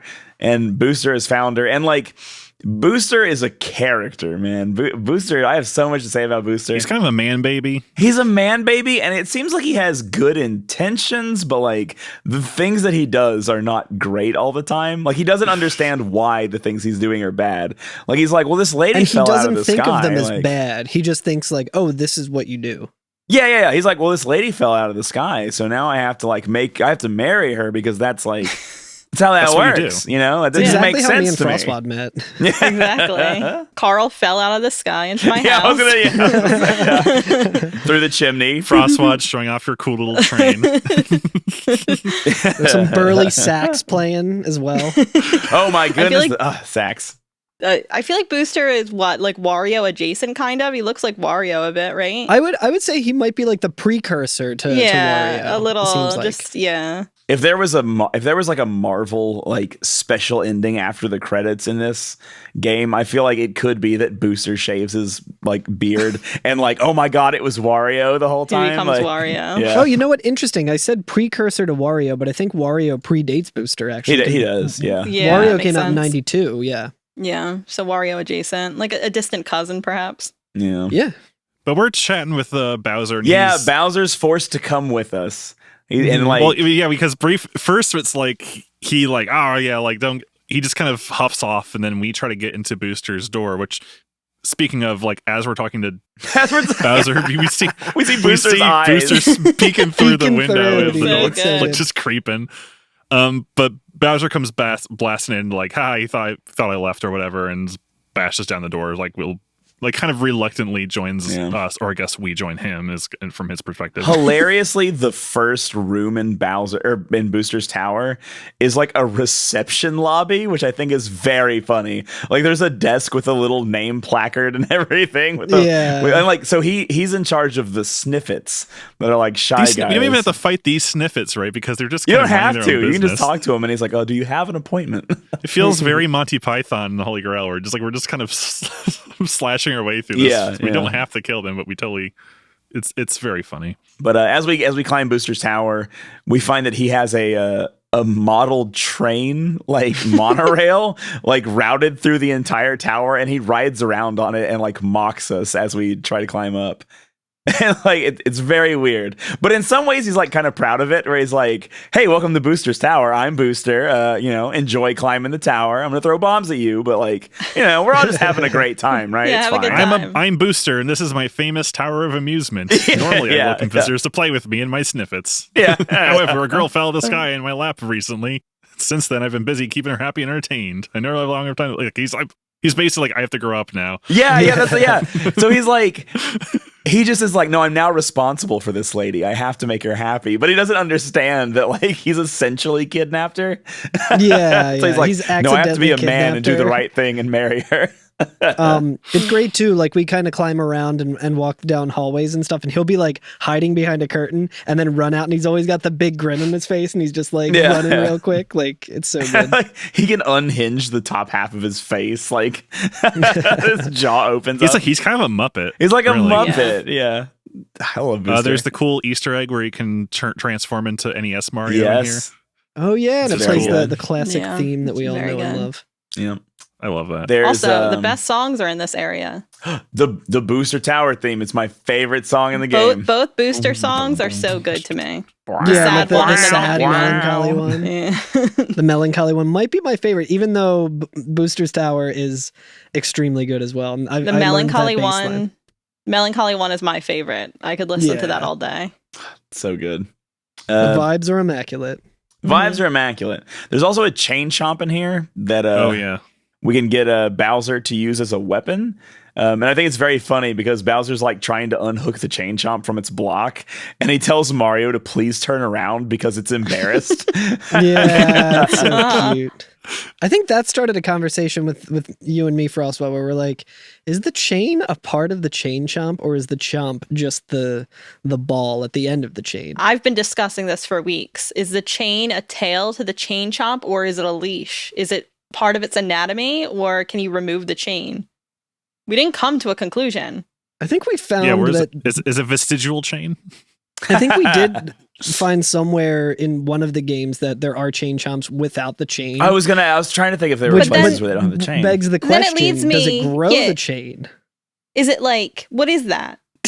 Does that determine something about the chain chomp? Is it like a genitalia? Like what happens there?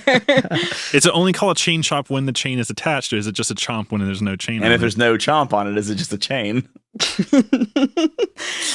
Asking the real These and question. more Chicken questions egg answered in our. situation. These and more questions will be answered in part 3. So But, I have multiple chain chomp plushies, and they all come with the chain. I it's not an want to say that it accessory. is part of the chain chomp, but I only say that based on feel and nothing It's else. for his wallet. Yeah. But yeah, either way, we get to the top of the tower. We do this little hiding mini game It's because very cute. Mm-hmm. right, because the Oh, it's Booster, so good. we kind of bypass Booster. We kind of get ahead of him.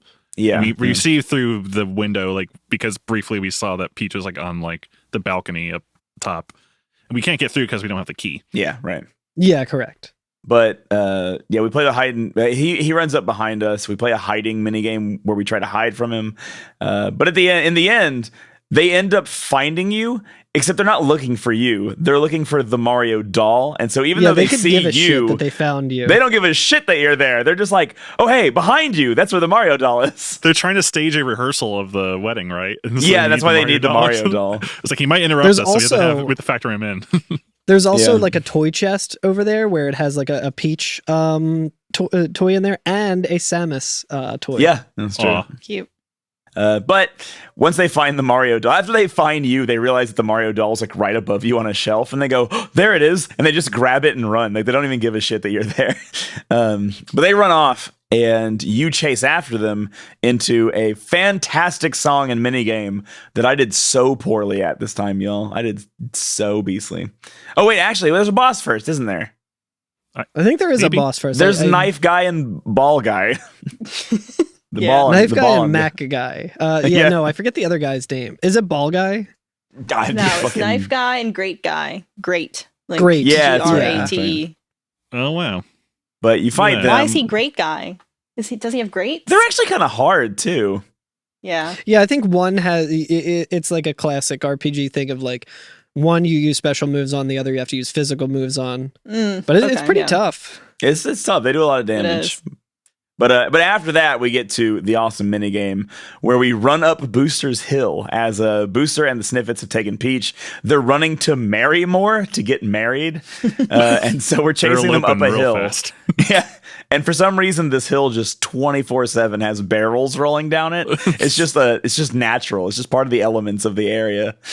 Booster Hill just always got barrels rolling down it. It's seasonal. It's very it's barrel season right It's, now. Like, it's barrel season, yeah. it's just weather, yeah. I did It's so like when bad you're at that. driving and it has the falling rock sign, but it would just have a falling barrel sign. It just has the picture of Donkey Kong getting ready to throw a barrel.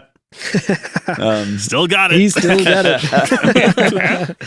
But we get to Marrymore, where there is a couple getting married. They're in the process of it, and the Sniffets and there's someone Booster- waiting to get married after them too, right? So there's like yeah, a few I people think so. waiting. So they've The like destination thrown them wedding out. location. Yeah, so they've thrown them out and are now like they've boarded themselves up inside the chapel, right? So we have to sneak in the back way, and we sneak in through. Oh, the there's kitchen. also a couple that we met in Mushroom Kingdom who decided they want to get married. There's this That's true. recurring couple, like it was Raz and Renee, right? Yep. Oh yeah, That's they really were on cute. Yoster Island, I think, as well.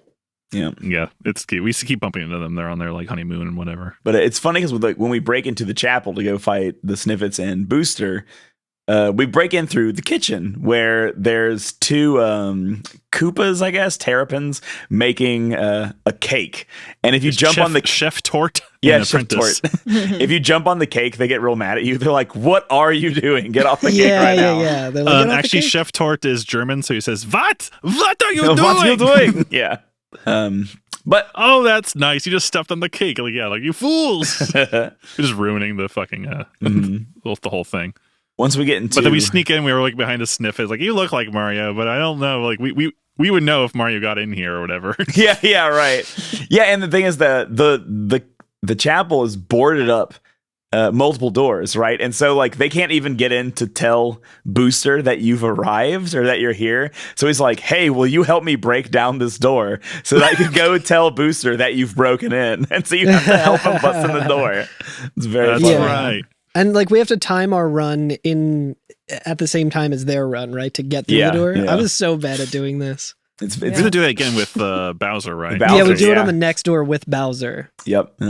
But once we break good. in, we break in so hard that we basically like hit everybody who's standing there, and everybody goes flying in different directions, right? So like Toadstool gets hit, Booster gets hit, everybody gets bounced by Bowser and Mario busting through the door, and several of Toadstool's items that she has on get like thrown around the room. Scattered. Yeah. So you play a Like mini her game. brooch, the ring, and her crown. Is that what Yeah, it is? yeah. So you play a mini game where you have to collect all of them within a certain time frame, and depending on if you do, a little cutscene will play out where either you get a kiss from Toadstool, you get a kiss from Bowser, you get a kiss from Booster, or you get a kiss from Booster and Bowser. Yeah. It's very funny. This wedding is very silly.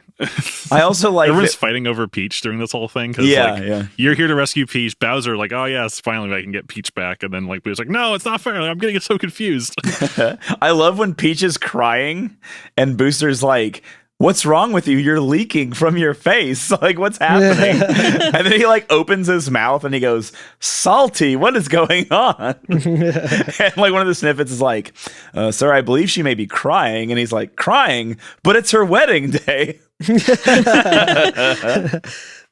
Absolute himbo energy just It's so emanating good. off of him. But- I want to talk about the organ. I want to talk Yeah. about the organ Oh. here. Yeah, like at the top That of the, says one octave. yeah, the type of the at the top of the pipes on the organ, they just have like weird flapping lips, which make me kind of feel uncomfortable. The organ that sucks you off. It's incredible. But as Made all of this is going on, fleshlights. the apprentice brings in the cake. Yes. You know, it's celebration time, and we have to fight this fucking cake now. Well, I guess at first it's supposed to be kind of like we're thinking that like, oh, we're fighting the chef and the apprentice. Or if we're about to fight Booster or something. Right. Like that. Yeah. But pretty quickly we learned that somehow they've baked sentience into this cake. And it's kind of tough. It can be a hard I boss. hate that cake. This A lot of I cake people hate don't it like so it. much. fucked up. Yeah. There's Thi- the thing is, it's not hard if you know what the thing is that's happening. And if you're like, yeah, if you don't know the mechanic, you're on stream trying to defeat it for like an hour, crying. yo, he's Yeah. fucking impossible if you don't know the trick. Because the thing is, he has 5 candles on his head, and if you attack him 5 times and blow out the candles, you go to the second, much easier phase. But whenever he takes a turn, he also lights another candle. So the Yep. best way to do it is just to ignore the damage that you're taking for the first half of the fight and just keep attacking. Like, it doesn't even need to be like timed hits or anything, but just do like 2 hits, take your lumps, keep hitting, and just get him through that first phase. And then it's easy. But when he's in that phase, he does so much damage. It's so crazy.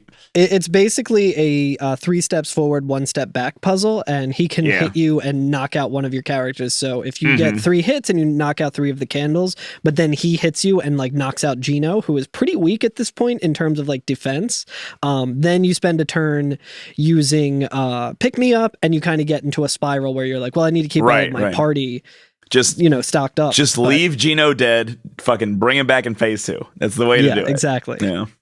And then Booster arrives and just stands on top of the cake and it says, "Hey, number 1, where's my cake?" yeah. And they make like a little game out of it where he's like, "I could eat this whole cake in 1 bite." Eat it in 1 bite. I like that sniff. It says, "Booster, sir, there's a 70% chance the object you're standing on is a cake." I was like, wait, this thing's a cake? I was like, how do we eat this? I say we boil it. Number 2, what do you say? It's we like, boil why don't you just cake. swallow it? It's like, what, in 1 gulp? That's easier said than done. But he does it. Booster eats the whole cake in 1 gulp and is so satisfied with his performance that he just forgets about the whole marriage thing and is like, "Damn, what a good day. Had a whole giant cake. Let's go home, boys."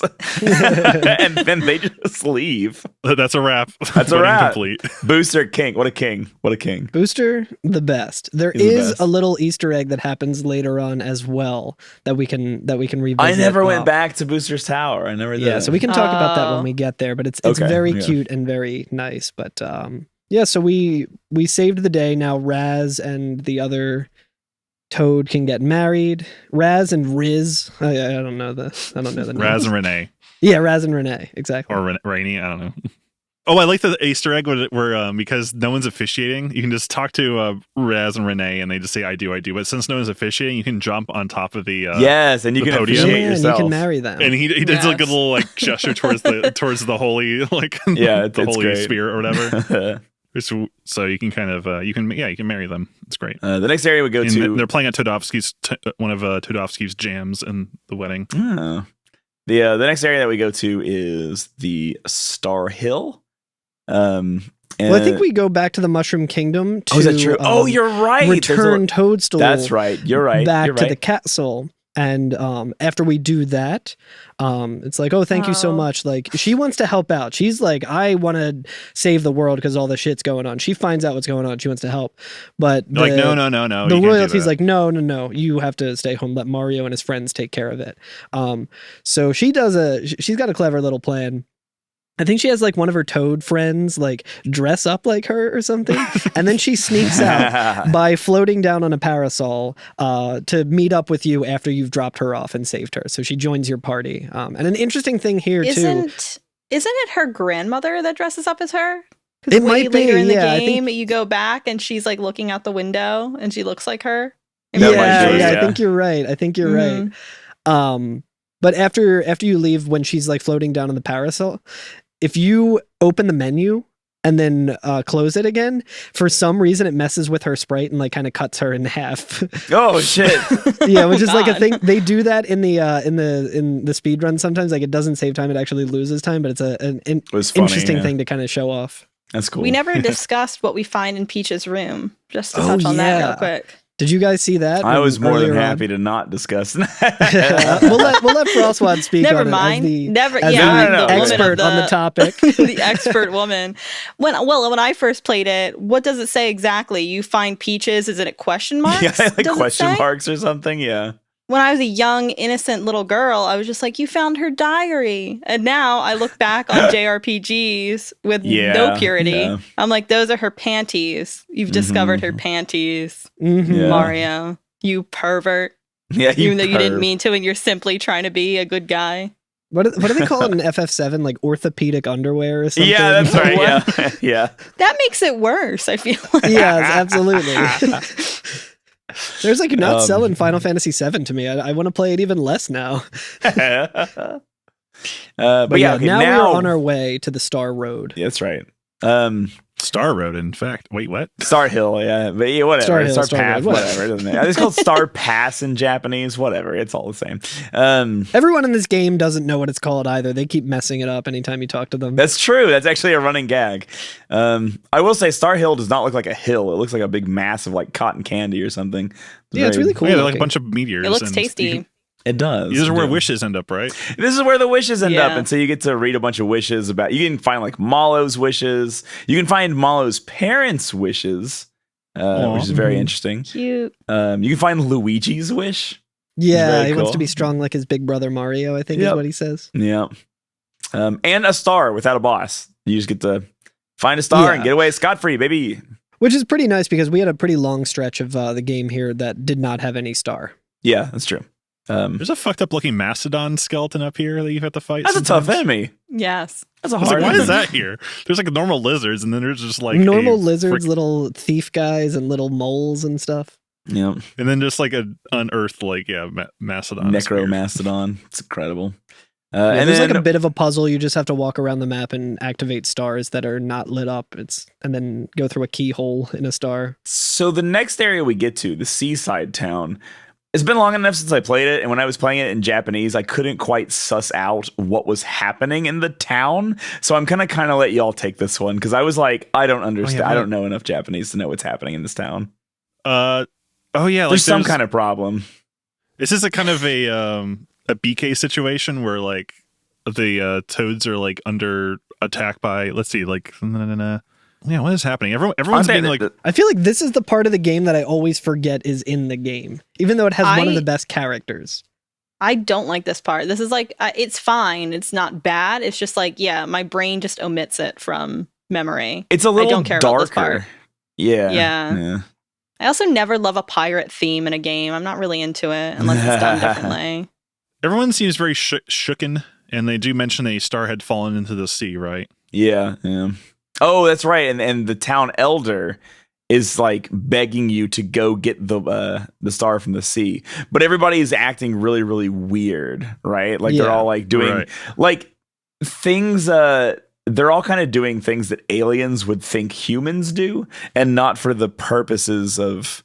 They're very, very hush hush. It seems really like they're trying to like they feel like everyone's being really suspicious. I can read what this game fact script says, which is seen in this town. The townspeople are acting really weird. Some of them have watching mushrooms as their pastime and watching you while you are asleep. The slightly sane ones tell of a sunken pirate ship under the command of a certain Jonathan Jones, and that he obtained a star. They refer to the village elder. They refer you to the village elder for more details. Yeah. So they all like brain slugged or something. Well, we do find out what the deal is. But after we go to the sunken ship to fight Jonathan Jones and get the star that he's found, which I love his ship. I actually think it's very fun.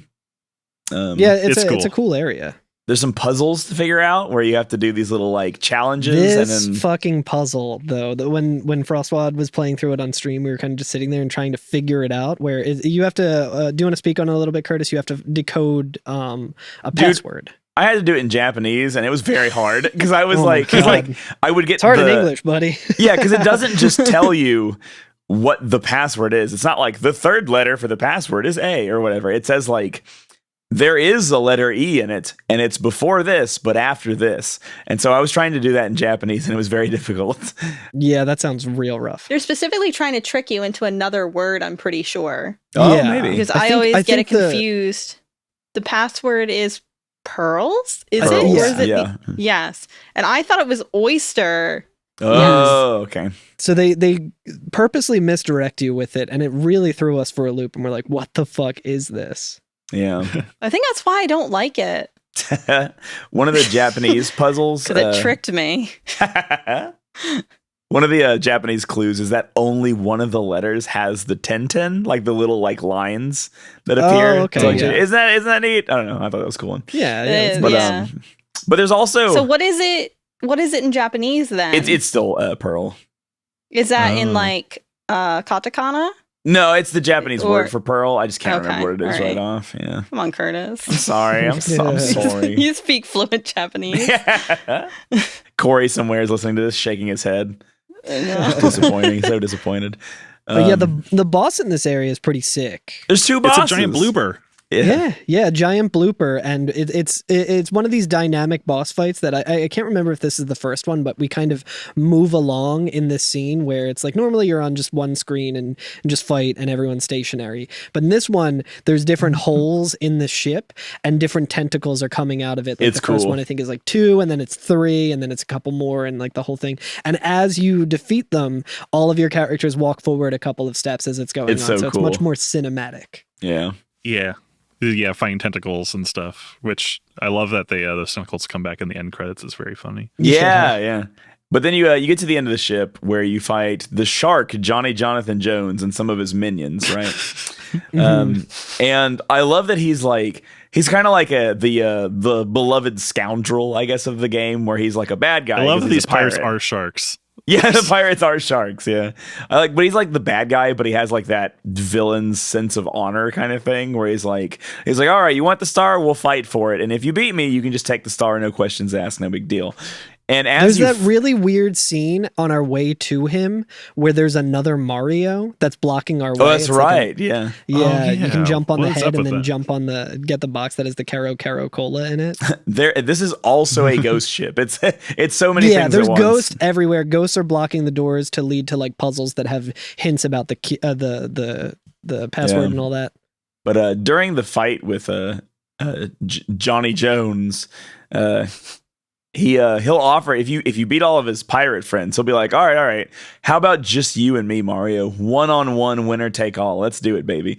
And you'll go into a 1-on-1 fight where your other party members will like stand on the side and watch you two fight each other, but you can also just keep one of the sharks alive and never have to do it and just interesting. That's probably much easier, because I was sweating much easier when I got to the 1-on-1 fight. Yeah, me too. But yeah, you beat him, you get his star. And even though we are getting it for a purpose, we do have to go back to Seaside Town and see what the deal is.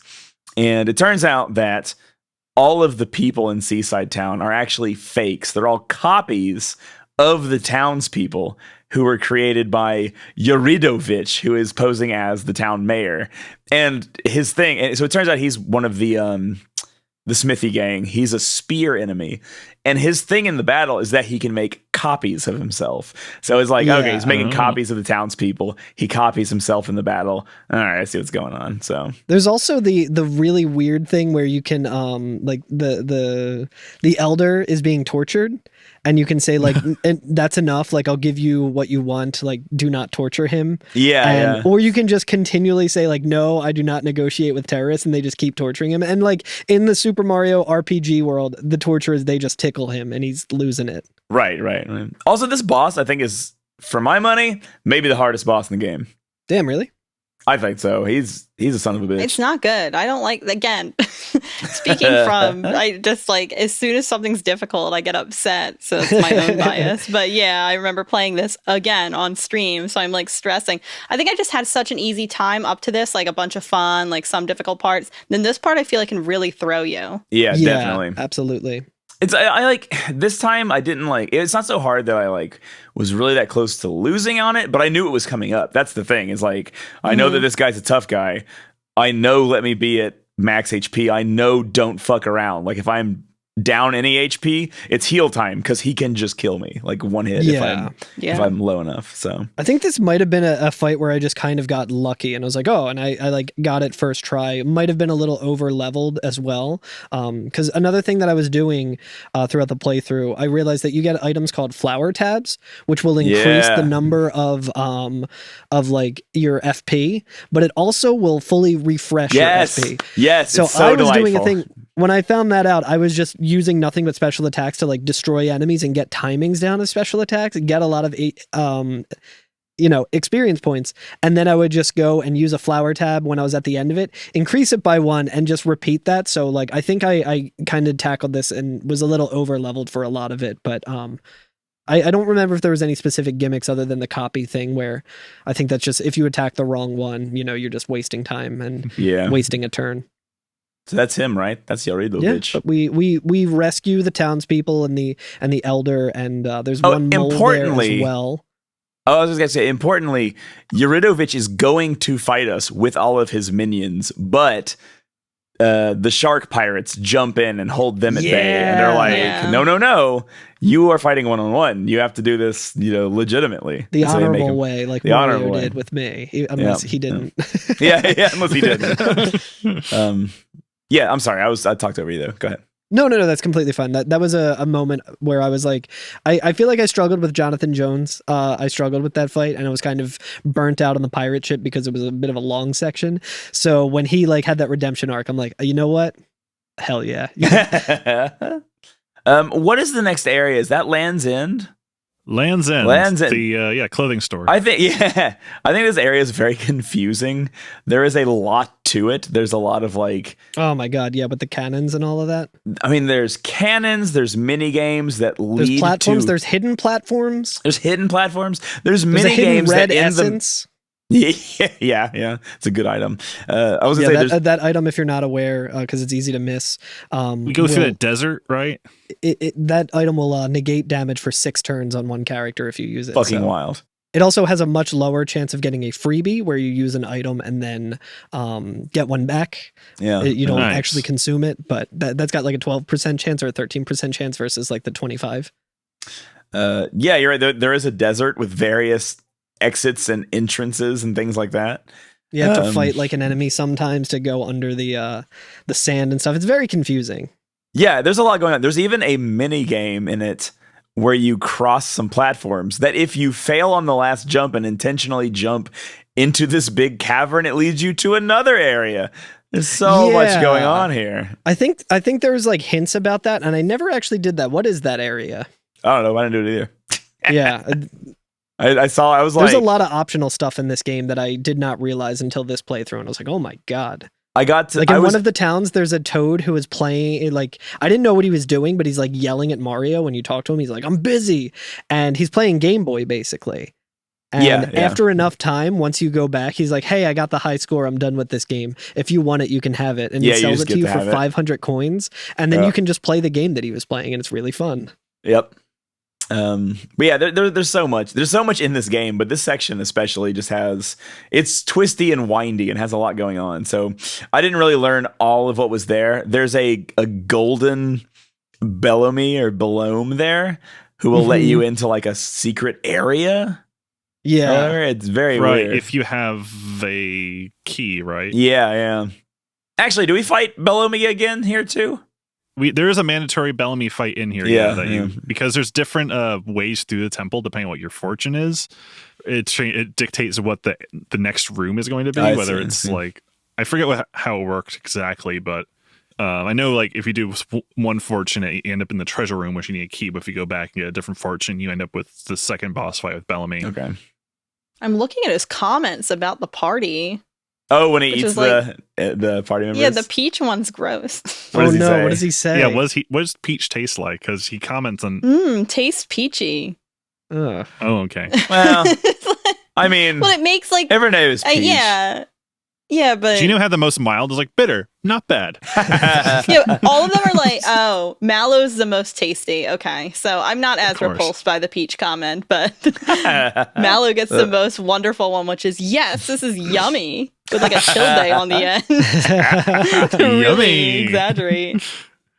But this leads to Monstro Town, right? Yeah. Eventually, Yeah. After we beat Bellamy, we end up in. It's basically where all the monsters go to retire. well, we fight Bellamy, we fight a piranha plant, we do a couple boss things, right?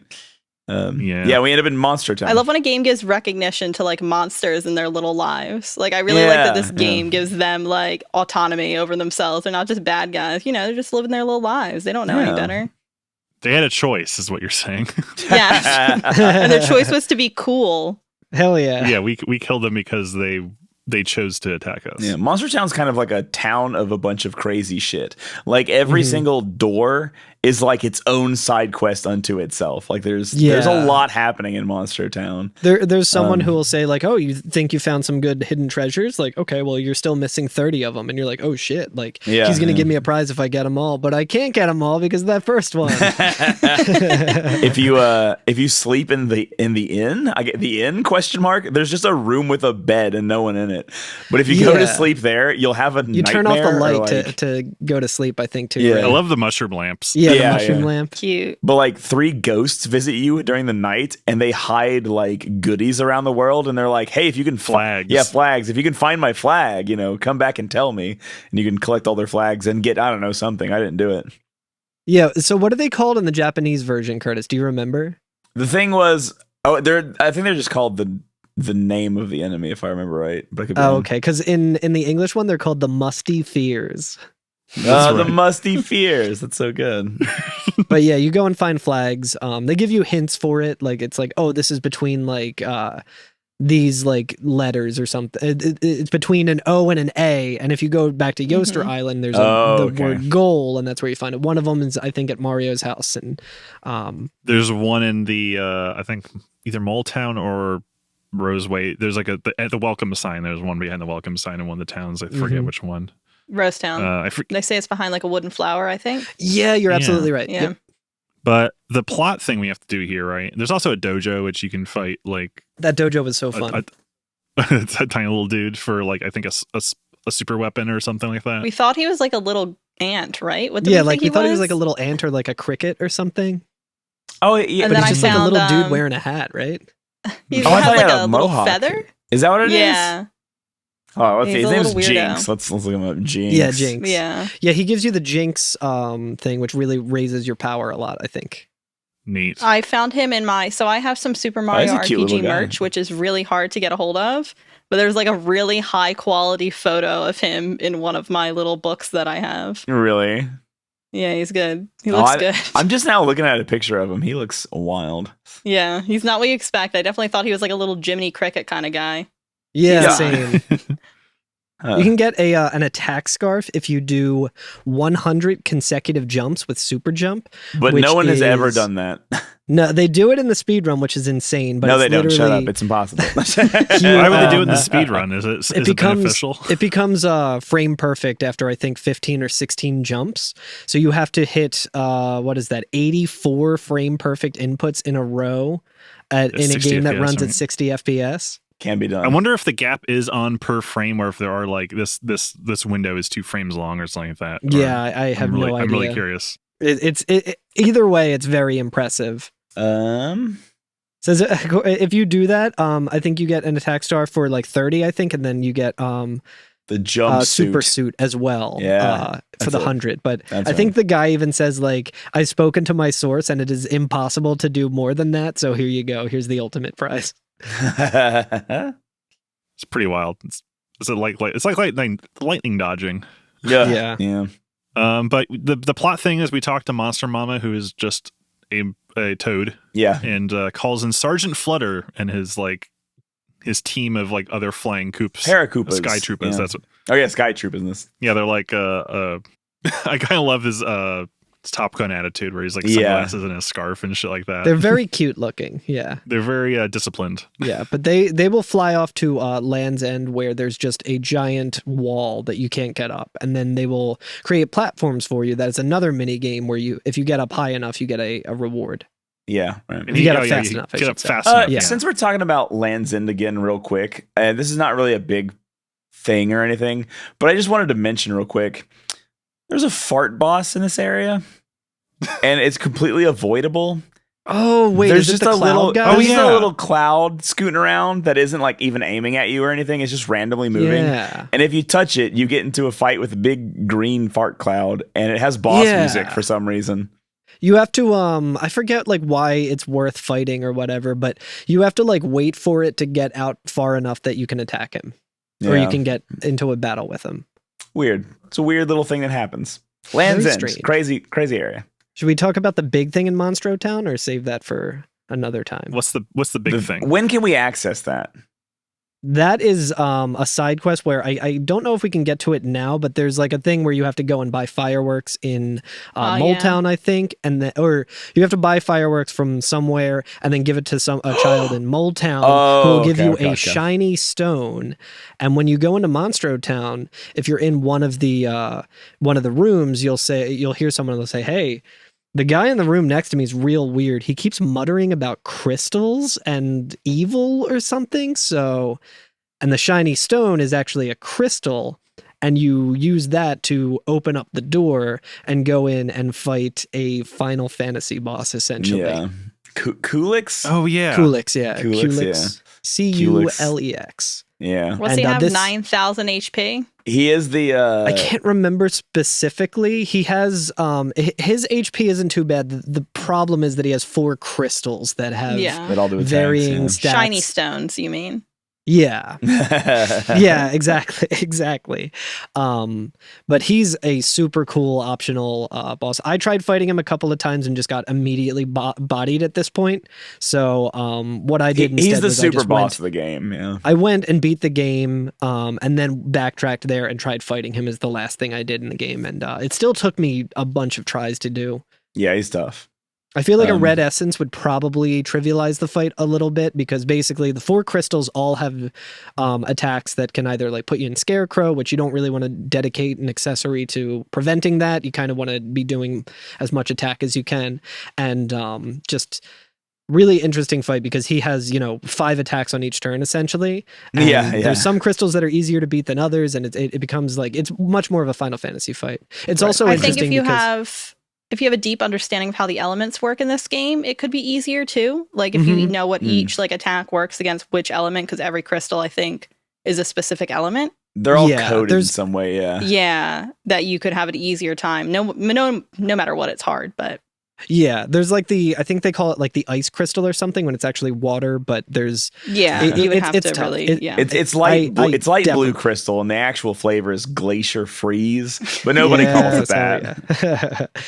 Oh yeah, also the battle music is from FF4. Yeah, it is. And it's not just like a straight port; it's actually like a rearrangement. Yeah, exactly, and it's really good. When you win the fight, it plays the fanfare as well. Kulix actually talks, and he's there, and he says like, "Oh, I was sent by the dark mage to like conquer this world, but I cannot inhabit it here, so it's uninhabitable. So I'm going to be returning. But before I go, I want to fight the strongest knight in this land. So will you accept my challenge?" Yeah. And then, like, when it starts off, there's like, it's playing that amazing theme that we know from Final Fantasy IV. And he says something like, "I am matter, I am antimatter, I am going to consume all, and I will consume you," or something super fucking cool. It's cool shit. If I came across it as a child, I'm pretty sure it would give me nightmares. Yeah, it's really scary. It's also scary. It's also notable that his sprite is like the only one in the game that's not like a 3D animated kind of walking thing. It's very much Final Fantasy IV style, like really detailed pixel art, just stationary. Like when he attacks, he kind of shakes a little bit, but he doesn't have a wind up, so it makes timing a block really difficult.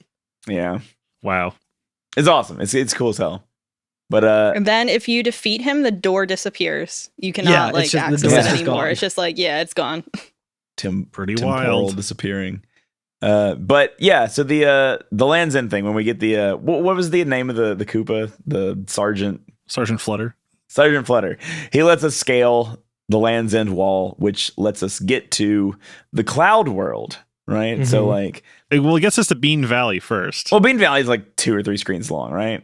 Yeah, I love the silly like the garden tender where you fight like a giant. The piranha plant thing. Okay, yeah. Oh yeah. And, and the shy guy keeps coming in and watering it like there, my pretty, and like keeps coming back stronger and bigger. It just wants to tend to these plants. It's very cute, but it turns into a beanstalk and we go into Nimbus Land. That's right. And this place is crawling with frogs. It's crawling with frogs, as we've come to understand what frogs are. Yeah, there's a bunch of. Well, there is like the climbing mini game going up, right, where you kind of like climbing beanstalks. I hate. Okay, that's the one. Oh my god, I hate that so fucking much. Those screens. I didn't have too much of a problem because maybe I was playing with my Xbox controller, so that has a circular pad, so you can kind of like there's actually a divot, so like the proper the direction exactly diagonal left and right. Nice. I hate D-pads because you can kind of accidentally hit one or the other, but the Xbox one lets you kind of tilt diagonally very like effectively, so it felt very good on that. There was critical information that I was missing from this. I kept getting so close to making one of the jumps that I thought it was possible, and then I came to realize that it was actually you just have to jump a different way and hit a secret platform that will appear, and then you can jump up. Like I think it's actually possible to not have to hit that, and I kept getting so close, but it's so precise that I couldn't get it, and I was going nuts. Was this the vines where I just had to watch you do the vines for like 15 minutes straight? Yeah, and I was just getting extremely salty the whole time. But I didn't want to offer my help because I was just going to be as bad as you were. So. It's not easy. I kept falling down. Yeah, no, it's tough. not. It's tough. And again, like the 3D works really well in this. The isometric really does work well. But in situations like this where it's kind of precise, you can really feel the limitations of age, what they're doing. Yeah. But yeah, once we're in Nimbus Land, we learned that much like every other town in this game thus far, all is not well in Nimbus Land. All these like they don't know nothing's wrong. They don't know anything's wrong. Yeah, their prince has returned. What do you mean? The prince has returned. Yeah. The prince has been found by Valentina, aka Margarita. That's right. Her name is Margarita in Japanese. But yeah, they're all excited. Apparently, the prince of Nimbus Land has been missing, but he's been found. And so there's a little like gathering in the center of town where this lady Valentina is like, "All right, everybody, get ready. Your prince has been found. Here he is, the prince of the cloud people."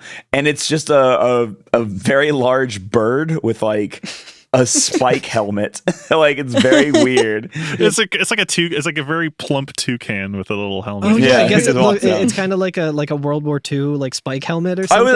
It's kind of like that. Yeah, I was looking at it from now, and I'm just like, oh, I thought that was like a Santa hat. I didn't really think much of it when I saw it. Yeah. I think it's like a Kaiser helm. So she's basically gaslighting this whole town into thinking like, yes, this is your prince, and I'm going to marry your prince.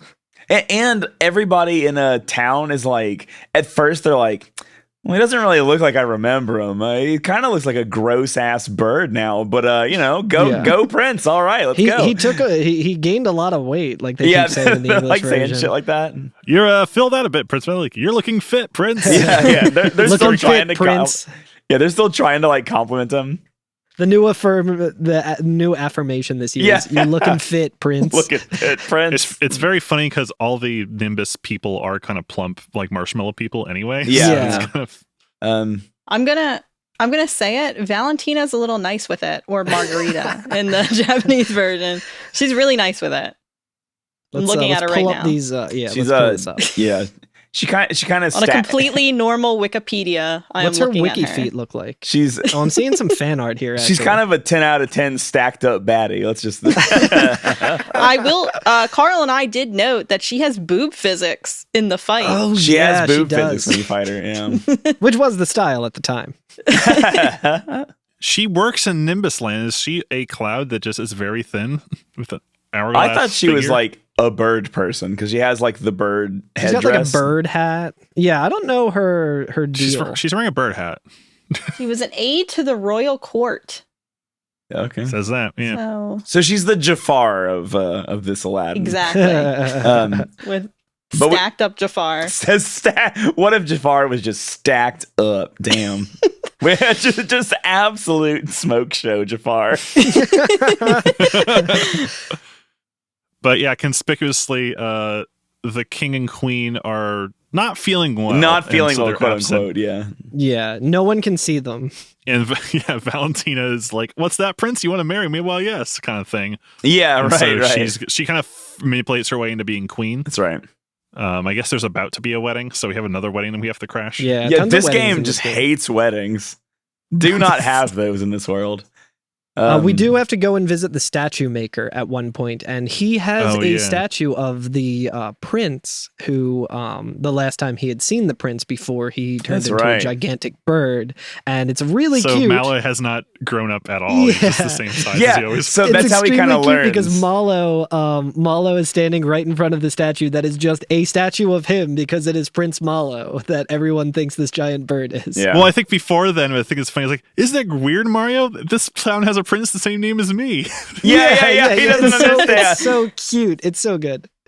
So yeah, the statue maker sees him and he's like, "Oh my god, you're." Isn't until he sees the statue they realize like, "Oh wait, I'm Mallow." Like, I think the statue maker is the one who realizes it, where he's like, "Oh, it's you. It's Prince Mallow. It's you." And he's like, "Oh my god, it's me." And so they devise a plan to get into the castle, where he's like, "Okay." Quick pantomime between Mario to explain to the statue maker what happened, where he turns into Frog Fuchsius and has the conversation between him and Mallow. It's very good. But they hatch a plan to paint Mario like a statue and then substitute the Prince statue for the real Mallow and then just smuggle them into the castle that way, right?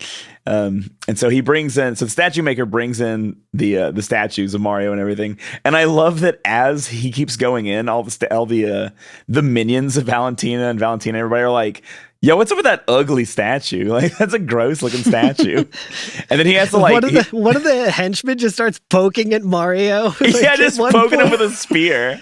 It's very good. Also, like, there's just only statues of Valentina everywhere. Yeah, it's so good. It's been like 10 minutes. And she's already like completely decked out the entire castle with herself. But yeah, so But yeah, the artist has to like kind of sell the statue to her. yeah. Not only sell it, but like he's giving it to her, but he has to sell it like on like, this is a great gift. Like you're an aficionado. Yeah, art, and he has to look kind at of the describe strong, defined legs, and like, He Great talks about for it being like jumping. a comment on blue collar working. I feel like Yeah, the overalls. Yeah, it's real art and she's like, shit. well, I guess so. You can go ahead and put him in the back room, and so they like put him in like a back room. Yeah. So they store And then him there's like another this, little mini game where Yes. Dodo, the giant bird, is posing as Prince Malo.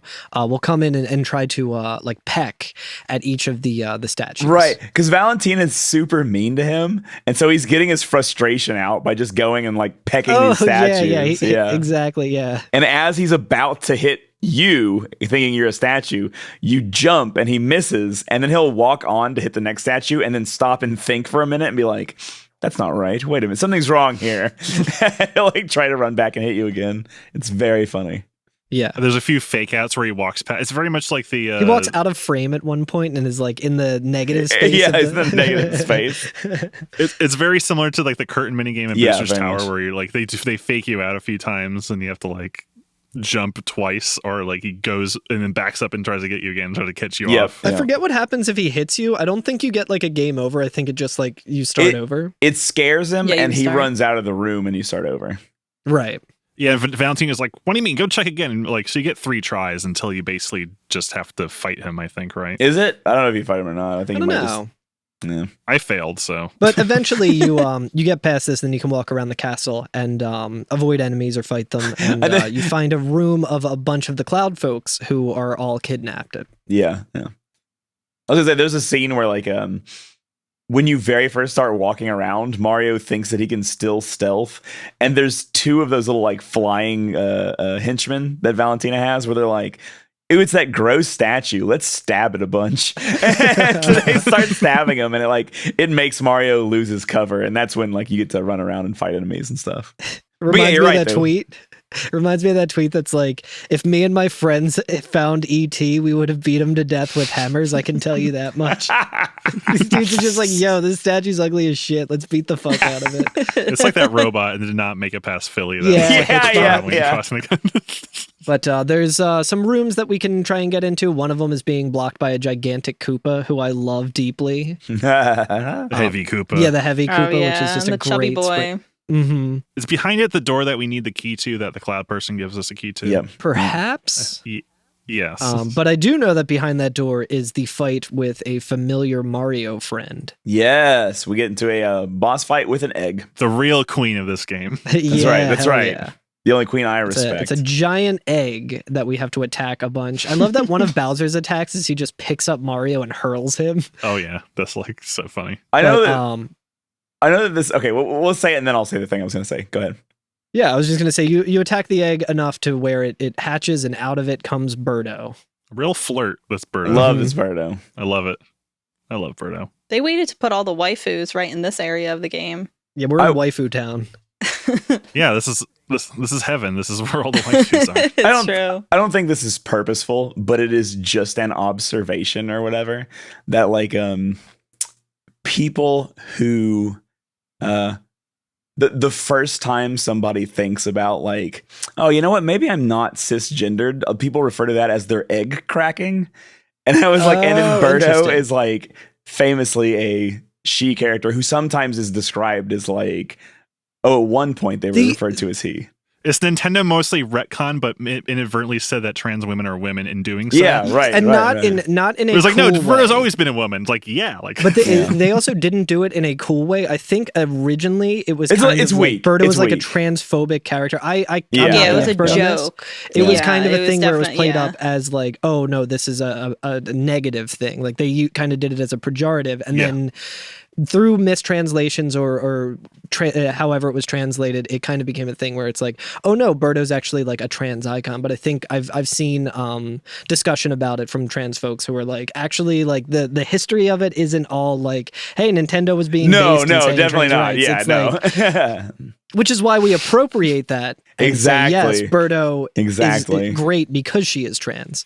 Agreed. It's kind of like why like the flamboyant character who's I think a dancer in Animal Crossing, they just like Oh yeah, Pave is a girl or whatever in this one because it's a lot less. It's less funny, quote unquote, if it's a boy. Yeah. Like so, like it's kind of thing with Birdo too. It's like, oh yeah, she was always a girl, yada yada. Like it's just kind of brushing under the rug. I just thought it was They funny definitely that you literally crack her egg.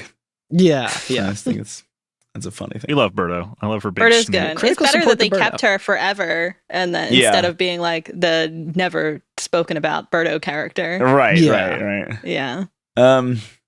Yeah, so you fight her. Yeah, we follow. What do we do? We chase people through a corridor, but we end up that there's like it just ends up at a dead end, and we fall. Okay. And then we so have we to run start into back over. we run into the throne room where Valentina and Dodo are there, and Valentina's like, "Hey, we'll be all right as long as Mario doesn't show up. As long as like this guy doesn't get here, we'll be okay." And Dodo's like looking at Mario like while she's saying this, and he's like, "Ooh, that's." And she's like confessing her plan and everything, and He they keeps turn throwing around glances and she's like, over. "Uh-oh." Yeah, it's so good. Yeah, and you're just standing there. So they run down the hallway to run away. Hilariously, as you're chasing them down the hallway, you can get a superstar and use it to run quickly and catch up with Dodo and defeat him by just running him over with the superstar. I love how unceremonious it is. It's so unceremonious. You just Boink. destroy him. So good. But yeah, as you run into one of the next rooms from the hallway, there's just nothing on the other side of the door. It's just blank air. And so Mario like runs out and has like one of those Wile E. Coyote moments where he's like standing in the air and being like, something is wrong here. And then he falls several screens, and each screen he has a different pose. One of them he's like throwing up the peace sign. Yeah. The other one he's like raising his hands in the air. It's very good. It's very funny. But importantly, if you're playing this game, save at this point because as soon as you go back to Nimbus Land, you are in a boss fight, no matter what. Yeah. So go There's save. a cutscene of Valentina kind of, pulling her usual stuff, and just that's when we have to fight her and Dodo, right? Yeah. So we fight her alone at very first, and then Dodo runs in and will pick up one of your party members. I think it's the center member, and then we'll fight them one-on-one. This is the only time I died in the entire game, is that Dodo picked Toadstool and just like one-hit KO'd her. And I was like, oh, that's great. Now I have to go back until like before I entered the palace. Fantastic. Yeah. Oof. Oh, well, Yeah, I that's a didn't rough run know. I back. thought he specifically picked in Carl's game. He picked Mallow, so I was like, oh, he's picking Mallow because this is Mallow's land. But it would make more sense that it's that makes a lot of sense. Rando. Yeah. When I won, all I did was switch the position in the party of Bowser and Toadstool, and he picked Bowser, and I was like, fucked up, buddy. Nice. Now you're going to get your shit wrecked. I'm watching the speed run now as well, and it picks Bowser. So I'm sure there might be a way to manipulate that, or confirm that it's going to be the member that you want to fight. Yeah. But after you fight them, after you beat Dodo by himself, he joins back up with Valentina, where you fight both of them. We get a few turns, I think, without them though, because we go back to That's true. That's true. just Valentina, and then they eventually catch up after a few that's true. turns. Yeah. So another dynamic battle, which is pretty cool. Dynamic physics. But you can beat her, bring Justice back to Nimbus Land. You can let the king and queen out, who confirm that in fact Mallow is their son. They have a very charming reunion. I like when Mario lets Mallow go alone, and then we know because he's about to have a very emotional thing. He pulled out his umbrella, anticipating the crying. It's so funny. Yeah, it's really This good. is like, oh right, I totally because at this point in many hours in the game, I totally forgot that he cried. It rains when he cries. Yep. That's very good. And they basically say that okay, you want the star that fell near here has fallen into the Barrel volcano, but we're the king and queen. We'll give you a pass to use the cloud bus to take it over to the volcano. Or wait, no, Yeah, did we take the hot cloud bus springs. there? What's that?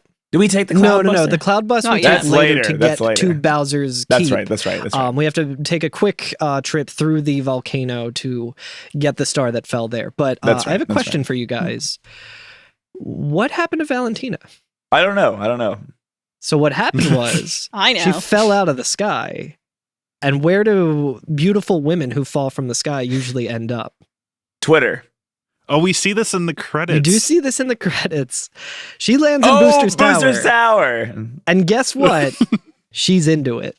Really? Oh, that's Yeah, fantastic. if you It's go all the so way good. through Booster's Tower again and get to the locked door where Toadstool was, you see a scene of Valentina standing there with Booster, and like she stands up and like walks up really close to Booster and then scoots over to be really close to him, and then he scoots away from her a little bit. He doesn't know what to do. That's so good. Yeah, it's really That's cute. so like funny. it's very nice. Um, So earlier in Nimbus Land, we were told that the hot springs are only for royalty. Luckily, That's right. That's right. we've had royalty with us the entire time, so we're able to go to the hot springs. You can jump in there and get like a refresh of all your stuff, as any hot spring in any game would. And you can happen. get a nasty burn too. Mario turns red. This is where the freaks out. hallway drops us off. Is the entrance to the hot springs when we fell the first time? Yeah, exactly. But before we had to go back up to Nimbus Land, like the entrance is right there. But yeah, I like that you can like Mario can turn red in the hot Yeah. springs. Oh yeah, I very don't even think funny. I noticed that. That's really Yeah. funny. If you Do you just- have to stay in there a long time? Yep. And he hops out. Like, Oh, that's so cute. I love that. But yeah, there's also a path that leads to a cute little cutscene of like the volcano on the world map, kind of, and just Mario falling into it. And now we are in the. And as soon as you fall into it, that bass line starts. And I was like, It's so good. Yeah, let's go, baby. Let's do it. Oh, it's so good. It's so it good. rules. Real good. Yeah, it's It's a cool. It's a cool area. I fucking hate these dry bones. Oh yeah, Yeah. they start dead and then they surprise you. And I got stun locked because there's one right at the door. So as soon as I like killed it, because its body doesn't disappear, it just like. So I bumped into it almost immediately trying to go through a door, and so I basically got right back in the fight with it. So I had to run away from it and lure it away from the door. Okay, and then I see. and then run again after it encounters. So I was like, I'm getting a little fucking sick of this. Yeah, It's so a definitely long some area tricky too. There's a encounters. lot to it. yeah. You can't kill the dry bones with physical attacks, right? You need to use like specials. Yeah, I think you have to or use items. specials, or they're very weak to jump attacks, I believe. Yeah. So you could just Mhm. do one jump and take them out. But Stomp them. yeah, there's that weird enemy that's like a giant like rock The creature or Gundam something. thing. Yeah. Like a golem. Yeah, and you can attack the body. And like one time I attacked the body and it killed the other part of it too. Another time I did that, and Yeah. it didn't. Yeah. Looks like Metal Gear, but made of rocks. Yeah. Yeah, very strange. Granite gear. Incredible. Actually, that's probably not right because these would be igneous rocks. But anyway, it doesn't You matter. idiot. You fucking idiot. We can find Hinopio. Hinopio. Hinopio, I I wanted to talk guess, about yeah. him. Yeah. There's a cool toad down here who's wearing real He's got fancy 3 duds. shops, which are instead of just having one inventory for all, he has 3 things of like 2 boxes set up as counters, and you have to talk Yeah. to him at each, and he like runs down to meet you at the other one. It's He's very cool. I cute. like him. You also get the flame shirts and pants and stuff here, which I think are like the best non-special armor in the game. Yeah. I think it was the last ones I got. Yeah. Yeah. But you get through Hobinopio, or wait, what do we do? Yeah. We fight a boss that's like a big old. It's the Blarg from It's Super the Mario. Blarg. Yeah, Yeah. from Super Mario World, the little lava dragon guy who jumps out at you. Yep. That you can do a spin jump off his head if you want. It's awesome. and it turns into a zombone. Yeah. Yeah. Oh, this boss I thought was actually kind of tough. I was like stringing it along. I was like, oh boy, this is kind of rough. And when I finally beat him, I was like, oh, thank God, that was a tough boss. And then he turned into a zombie version of the same boss and kept going. And I was like, no. Mm-hmm. I wonder a if long you could time. use so in like the ghost ship you can get pure water, or like it might be like holy water, another like Oh, the do like a Japanese one version hit or something, KO. and it'll one hit KO.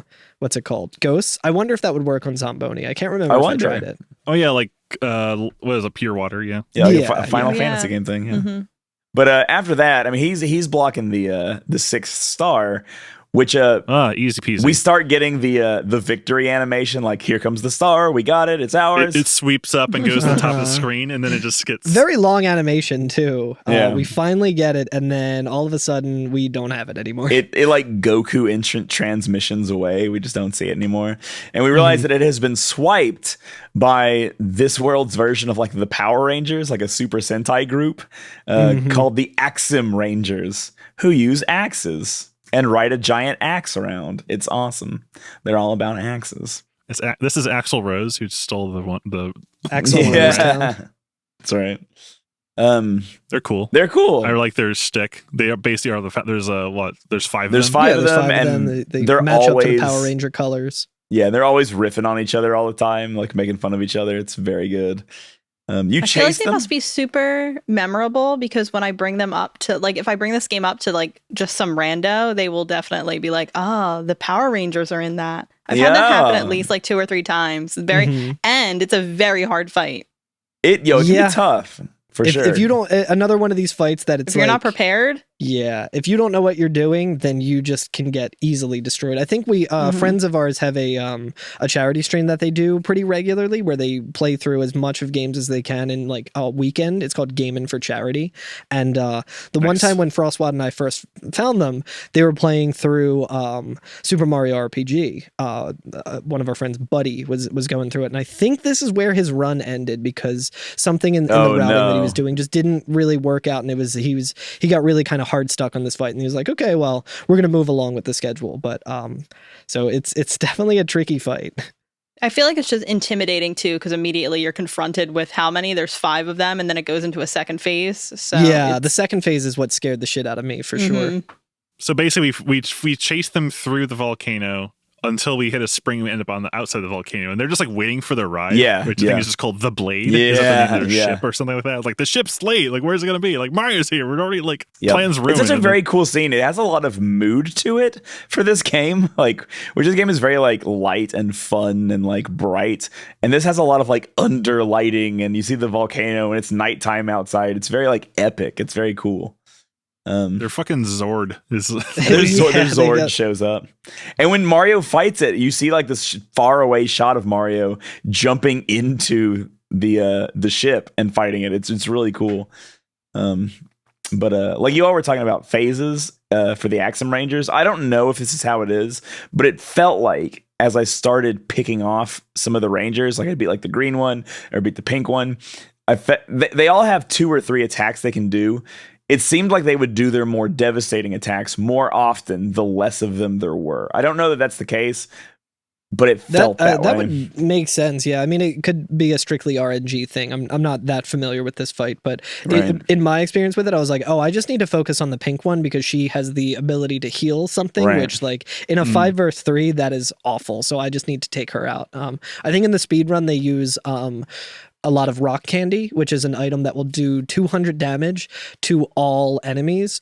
Or if you use like Geno Boost or an Energizer to bump your attack up, it'll do like 300 damage. Oh, wow. And it's the same thing with like, there's like fire bombs or ice bombs, which have elemental weaknesses and benefits. So you can kind of use that. And there is some manipulation that they can do in the speedrun that allows for guaranteeing that you get a freebie. But that seems like incredibly difficult to do. Yeah. But yeah, after you take them all out, then there's one final phase where I think the red one kind of jumps up on the like the Megazord head, and you have to fight that. Which is a silly shape. I love this thing. That part is really funny because it's very intimidating to fight. But if you just group hug every other turn, you cannot lose because he can only attack once every 2 turns, and he can't one hit KO anybody. So you can just group hug every single turn. And group hug is a toadstool move, right? Yeah, it heals everybody. Yeah. And then we get the star. And then we got our 6th of 7 star pieces. Holy shit. The last one's in Bowser's Castle, baby. Back to the first part of the game. How do we get there? Cloud Bus, baby. Cloud Bus. Yeah, there was a whole subplot that we kind of glanced over in Cloud City where there's talk of a cloud bus, but the bus driver was like sick or something, and now we can finally talk to Mallow's parents, the king and queen, and they give us the cool bus pass. That's right. We're taking public transit, baby. Public transit saves the day. It does. Again. It's the only way we can get there. Bussy. I do want to know. I do want to know. Carl kept forgetting where he should be going for this part. Oh my god, yeah, I was so bad at this. I was like, where the fuck do I go? I like ran all the way back to Bowser's Keep. I was like, yes. Like, what are you doing? Rainbow Road. Like, we're gonna get there. It's like Ocarina of Time. Well, you know what's actually you funny can access the area where the cloud bus is, like once you get into Nimbus Land, but it's just empty. So you kind of have to remember that. I completely forgot. There. Yeah, I know. She was like, no, it's on that side of the town, and I was like, what? That area, Carl saw empty area and was just like, I don't need to know anything about this. Like, this area might as well not exist. No way it's coming back later. That cutscene we were talking about earlier, whenever you try to go back to Bowser's castle and you just get that cutscene of Mario standing on the precipice looking out at the castle, we see that same camera angle right before we go to Bowser's castle. And instead of... I never noticed the cliff face is in the shape of the castle's on top of Bowser's head. face. It's like Caelid in Elden Ring, where there's just gigantic skeleton faces on all the mountains for some reason, but it's Bowser's head instead. But yeah, we see that same camera angle, and instead of Mario standing there, obviously we're on the cloud bus flying toward it. We see people from all the different towns, and like people who we've met along the way are like standing on the precipice cheering Mario on. Or they're like, "All right, the mole person." I want to call out what the cloud bus is as well. It is a giant like cloud, as you would imagine, in the shape of a car, but the bus driver is a giant Lakitu. Yeah, wearing a little bus driver's hat, and it's extremely. Does it say JP on it? I think it says JB. JB. What does it stand for? I don't know. I feel like we might have looked this up and forgot. No, it stands for Jeff Bezos. I hate that. No, I don't like this game anymore. Just another Amazon worker. The Royal Bus. Johnny Brenda's.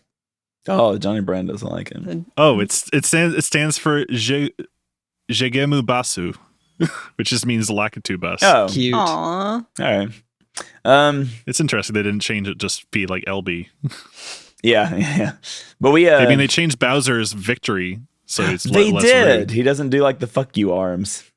Yeah. Oh. What does he do? He just does a like, power does he give stance? the finger in the Japanese one? Pretty much. That's kind of Flips what on it the is. camera. But yeah, Yeah, it's like the crotch chop in Strikers. Oh, yeah, from Waluigi. Oh yeah, Waluigi. Hell yeah. we get back to Oh, yeah. Bowser's castle. And we go through the same rooms that we did the first time. Bowser's feeling real nostalgic. The smell of boiling lava. Yeah.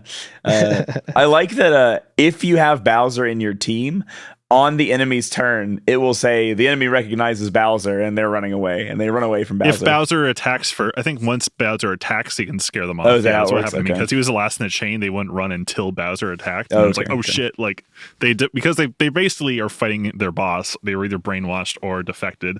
Yeah. And so as soon as like Bowser like is retaliating, like no, never mind, and they just run off. Bowser wasn't on my team, but every now and then I would get a message that said like the monster responded to Bowser's mood. Oh, really? Oh, Which is yeah. interesting. Yeah. There is one incredibly important thing that happens in here that I definitely want to talk about that might be the hardest I laughed the entire game. And it's like such a small joke, but it just hit me so right when it happened. There's a section where you're walking down a very thin corridor that's flanked on both sides by like a bottomless pit or whatever. There's a giant pit. So you're just walking along this thin corridor. And as you go, Goombas will try to jump out of statues. They'll like jump out from behind statues or run down the corridor and try to catch you while you're running to get you into a battle. And the very last one is getting ready to jump out at you, and as you walk up to him, he overshoots the platform and jumps all the way into the bottomless pit. And you just don't have to fight him. And I was just so like, good. that is so fucking funny. Like, I laughed so hard when it happened. I just wasn't expecting it because, like, it's just a battle area. You know what I mean? Where you're just getting into random battles. So I was like, all right, this guy's going to jump out at me. Let me wait to let him jump out, and then I'll just jump over him. And he just jumps across the whole bridge and just, like, falls to his doom. And I was like, oh, no. That's so good. He tried so but hard. eventually we go through the castle. There's some segments where there's like it's darker, so we don't really have as much of a field of vision. But we eventually make it to 6 numbered doors. I love this section of the game. This section is wild. There's a couple different ways that you can tackle it. There's like puzzle ones where you have to go through and do some kind of puzzly things. There's combat ones, and then there's platforming ones. I forget the differentiation of them. Like, I think one is like the puzzle one where there's like a mini game with a hammer bro where there's a chest with 21 coins and you can... Oh, that one. Yeah, 21. You can get like... There's usually 3 rooms, right? Like in a row for each of the doors. So, like one of them, he does like quizzes and stuff like that. Exactly. I was so mad. Like, I wanted to do that one, but it's timed. Like when he does the quiz, he's like, how many of this item are there in this town? And I'm playing it in Japanese and I was like, you have to slow down. I don't know what you're saying. There's a few times because there's one where you have to count the barrels. I was getting so stressed out that I just like hit pause on the emulator. Yeah, the them. barrel counting one is fucked up. Yeah. Most of these I tried, and then I was like, "Yo, fuck that. Where's the combat one? I got to do the combat one." Yeah, I can deal with those, no problem. There's one where you have to like kick like cannonballs around. I to love kinda that make it so one. that, I like, think That's one a super really fun. fun mini game. But it's like a Parcheesi or like old like solitaire type of thing. Yep, that's that cool. being number that was like the third door, and I was just like, okay, well, I got to go through these other very time-consuming ones to get to this one. But I felt really good when I finally completed that one. I was like, hell yeah. Yeah. I like the one that's like a game of 21. Yeah, that's Yeah. very cool. There's 21 coins in this chest, and you have to like make sure whoever pulls the last coin loses. Yeah. I think how I did it, I just went, so I always got the 15th one and then just started counting. Yeah, like, exactly. Like, okay, whatever he got, I'll get exactly one less than enough. I was keeping count. Yep. Yeah. I felt smart on that one too. There's a few like other things like that, right? Yeah. There's a few little games like that. The platforming it's ones fun. are really tough because we talked They about how are. difficult it is with the D-pad to land on these precise jumps on these platforms and everything. I ate shit so many times in those. Importantly, the lava platforming one, your jump trajectory is the same no matter what. So you can't like jump over a platform and then come down and land on it. Like you're locked into a like a parabola kind of trajectory that you have to do. Okay. So if you don't know that and you're like playing it, like I was sitting here being like, why am I doing, like, why is this not working? Like, I had no idea. And then I was like, oh, once you start the jump, you are locked into the jump on that. Okay. Yeah, there's a lot of items in those ones as well, and I would imagine a lot of flowers that will increase your FP to, I think the max that you can get is like 99, but I just avoided most of those. So did I. I just said I don't need those. There's some good pickups like rock candy and things of that nature, but basically we kind of get through, unless there's any other specific ones that you guys wanted to talk about. I mean, there's just the endless corridor where the Magic Koopa is just throwing battles at you. Yeah, there's two of those. Yeah, I think that's the one that I ended up doing to get to the end. There's these four people tell a story. One of them's lying. Determine who's lying. Oh, geez, classic. Or trying to figure out not who's lying, but like the order of the race. Yeah, that's right. Yeah, there was a marathon, like who came in first, last. I had a really hard time with that because I hate those kind of logical. I was writing it out and stuff like that. There's the one where there's an invisible like floor that every time you jump, it flashes a little bit, so you can kind of walk around and get the different items and get through it that way. That one was pretty easy, and I was like, thank God. There's a Donkey Kong one. There's like a Donkey Kong one. Game one. Yeah, where like I made it through that one, thankfully. It's just you're it's literally jumping over barrels like in the arcade game, and then you get to the top, and there's the chained Kong throwing barrels again. I was like, that's extremely cute. You get to the end of it, and our friend Croco is there, but he's a shop now. So I think don't we have to fight Magic Koopa as well? Yes, that's what yeah. As like a boss I think we fight? meet Croc like beginning before this part. We like, do. But we've seen from one last time after this Magic Koopa fight. Yeah. Which I I like think that. there's also a little bit of a story thing where after we beat Magic Koopa, there's he kind of starts talking. He's like, "Oh my God!" Like he was basically brainwashed. So all of Bowser's soldiers that we have been fighting, we can just assume were brainwashed by Smithy. So they weren't really acting of their own volition. It wasn't like a what's it called, a mutiny against Bowser or anything. They kind of were just like forced into this. They just thought blacksmithing He was so changes color, cool. right? He goes from red to blue. Yep. Exactly. Mm-hmm. And he gives us a chest that has infinite coins. That in it. is true. Yeah. Yes. It's very nice for the end game. It's like, just buy whatever you want. There's still a lot of extra stuff to do. Like there's like the casino, and there's a bunch of frog coins that so like much stuff, require coins to get, and all kinds of different stuff. So it's kind of nice. Like having to jump, 999 times, like whatever. That's better than having to grind, I guess, in like battles and hope for good coin drops or whatever. Magic Koopa will also heal you up if you want. Yeah. There's a very nice moment of levity here too, because like the castle is very, dingy and dark, and you have like the mean music and like the kind of the creepy puzzles and stuff. And then you get to the last room in the castle after Magic Koopa, and there's a chandelier, and everybody hops on the chandelier. This time it's being held by a shy guy instead of a chain chomp. Two shy guys. They're I felt so bad for them. I know. And as they start like lifting, the chandelier starts going up like an elevator to the top of the tower. And as it does, everybody does a square dance, and I think it's very cute. That's after the boss fight that we do right on our way to the factory against one more of Smithy's soldiers. We fight Boomer on top of the chandelier. Yeah. Wait. No, it's right before Boomer, right? No, this is when we're fighting Boomer on the chandeliers. That's right. And You're then right. After I'm we sorry, do that, I'm we're sorry, I'm going sorry. to the factory, and they That's all do their right. little hoedown. I forgot about this boss because he's not like named anywhere or anything. He's just a guy who's in. Yeah, in he's the just end like here. there. I'm sorry. Yeah, I totally forgot about him for that reason. Yeah, there's a boss on the chandelier when we first get to it. That's right. He's like a samurai. Is that his deal? I don't know what he is. He's I like a think, robot. yeah, he kind of has the vibe of like, you know, the honor, like having a samurai. I think he And he has a katana, right?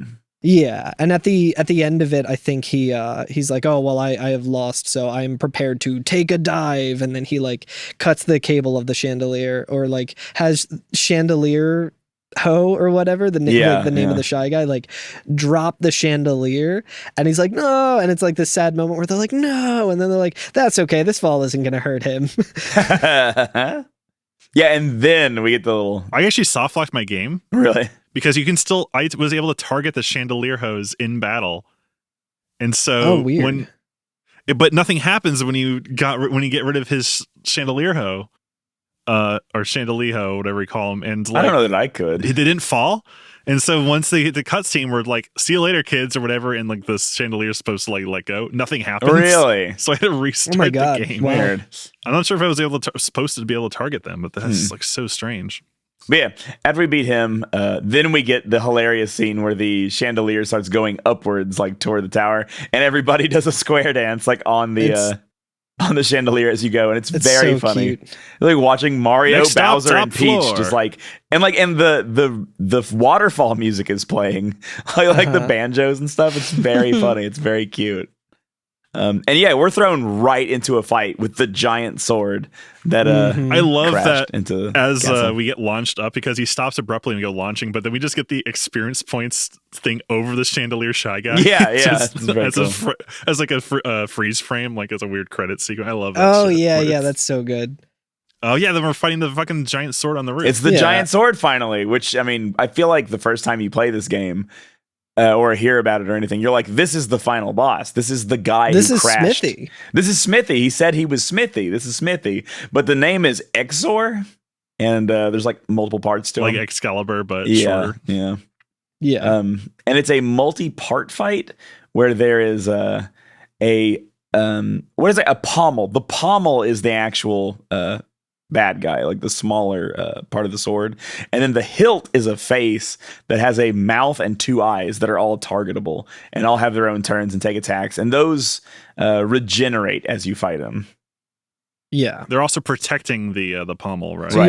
you have to knock out one of the eyes before you can actually deal damage to it. So in the speedrun strat, there's those jump mechanics that I talked about of raising the attack stat of the jump thing, where they just do one jump to the eye, and then they use Geno Whirl, which is just if you time it correctly, it can do the maximum amount of damage, which is just quad 9. So they just do that and hit him once, and then he's dead.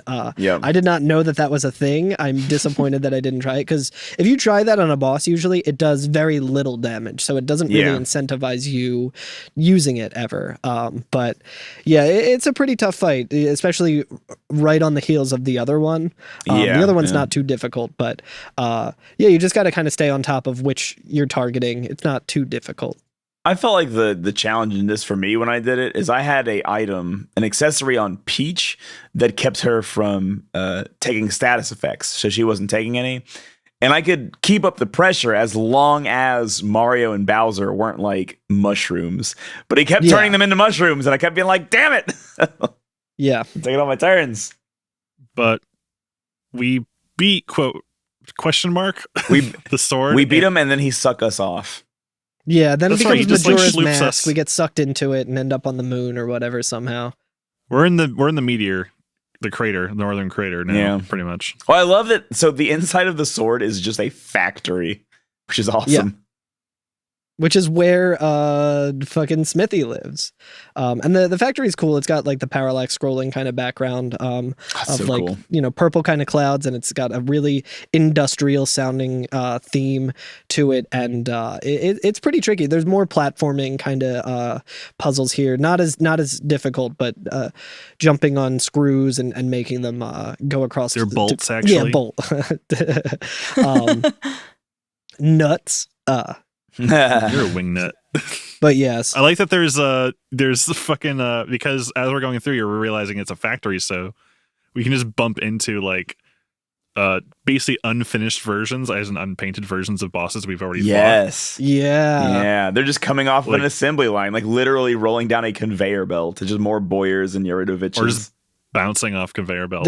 There's a really wild. annoying thing that happens that I kept getting hit with because I don't particularly think after beating a battle like I need to be moving immediately. But if you get into one of those conveyor belt fights, there's arrows that will hit you and stun you just long enough to have you get into another battle. So you can essentially be stun locked unless you finish the battle and then confirm it and immediately are moving, because you'll still get hit by the arrow, but you'll at least have moved out of the way. Yeah. It's good. There's It's a good another area. weird boss here as well. The clock. Yeah, like the clock one. Yeah. I forgot all about this boss. When I got to him, I was like, whoa. Like, who This is crazy? this? Yeah. He's like a doomsday clock, right? He's Kind a of, worker clock, counting right? down. Yeah, he Oh, kinda, is he like the punch-in clock? Maybe. He has, Oh, he has, maybe. I just noticed he has like Oh. an hourglass on the bottom of him. That's weird. yeah. He also kind of He looks counts. like the Japanese drum. I can't taiko remember what it's drum? called. Yeah. He does look like a taiko drum. It's very strange. He has a goofy looking clock. And I can't tell if it's his second hand or his nose. His deal is that, like, as the battle progresses, the time will change, and what his attacks are is dependent on the time on his face. Yeah. That's a fun mechanic. He's also got bells. That's pretty cool. They look like little like copper hats, little police hats. Oh, yeah. 6 o'clock, time to fully recover. Oh, Which yeah. fucking sucks. You know, this area and these bosses are very, like, I don't want to say humorless, but there's definitely like a creepiness to the factory. Like, there's a spooky, scary factor. Yeah, and, like, especially when we get to the final fight. The background there is like oh my horrifying. god, Oh. yeah. I don't know Hate if there's too much more to talk about in the factory other than it's easy to kind of fall and then you land on a platform below and have to take a plunger back up in order to start from the beginning of that screen, which can be a little bit annoying. We have a lot of boss refights, very Mega Man. But we go through the assembly line where you fight like what the so the engineer, the directors, and stuff like So that. at the end Cloaker of the and- factory, the environment changes from a weird, like, not organic, it's still very machinery, but very like weird, like Escher-esque like landscapes to a straight assembly line that we're just like looking down the assembly line from where everything is being assembled at for the first time. And as we go down that section, and the music changes too. No longer does it have like the cool like synthy kind of lead line. It's just noises. It's just sounds coming out of the machines, and that's it. And there's also the fight with Cloaker, Domino, and it has like a third phase where there's like a Jafar kind of snake sort of thing at the end that it jumps into. I forgot about that. Oh my gosh. This is that's before that. a That's stretch right. of a lot of boss fights, and not That's right. necessarily memorable ones. Like there's probably a lot that can be discussed about these, but honestly, it's like you're pretty leveled up at this point. You're making a beeline for Smithy, and Oh yeah, it's kind of the easy to Cloaker just and Adder.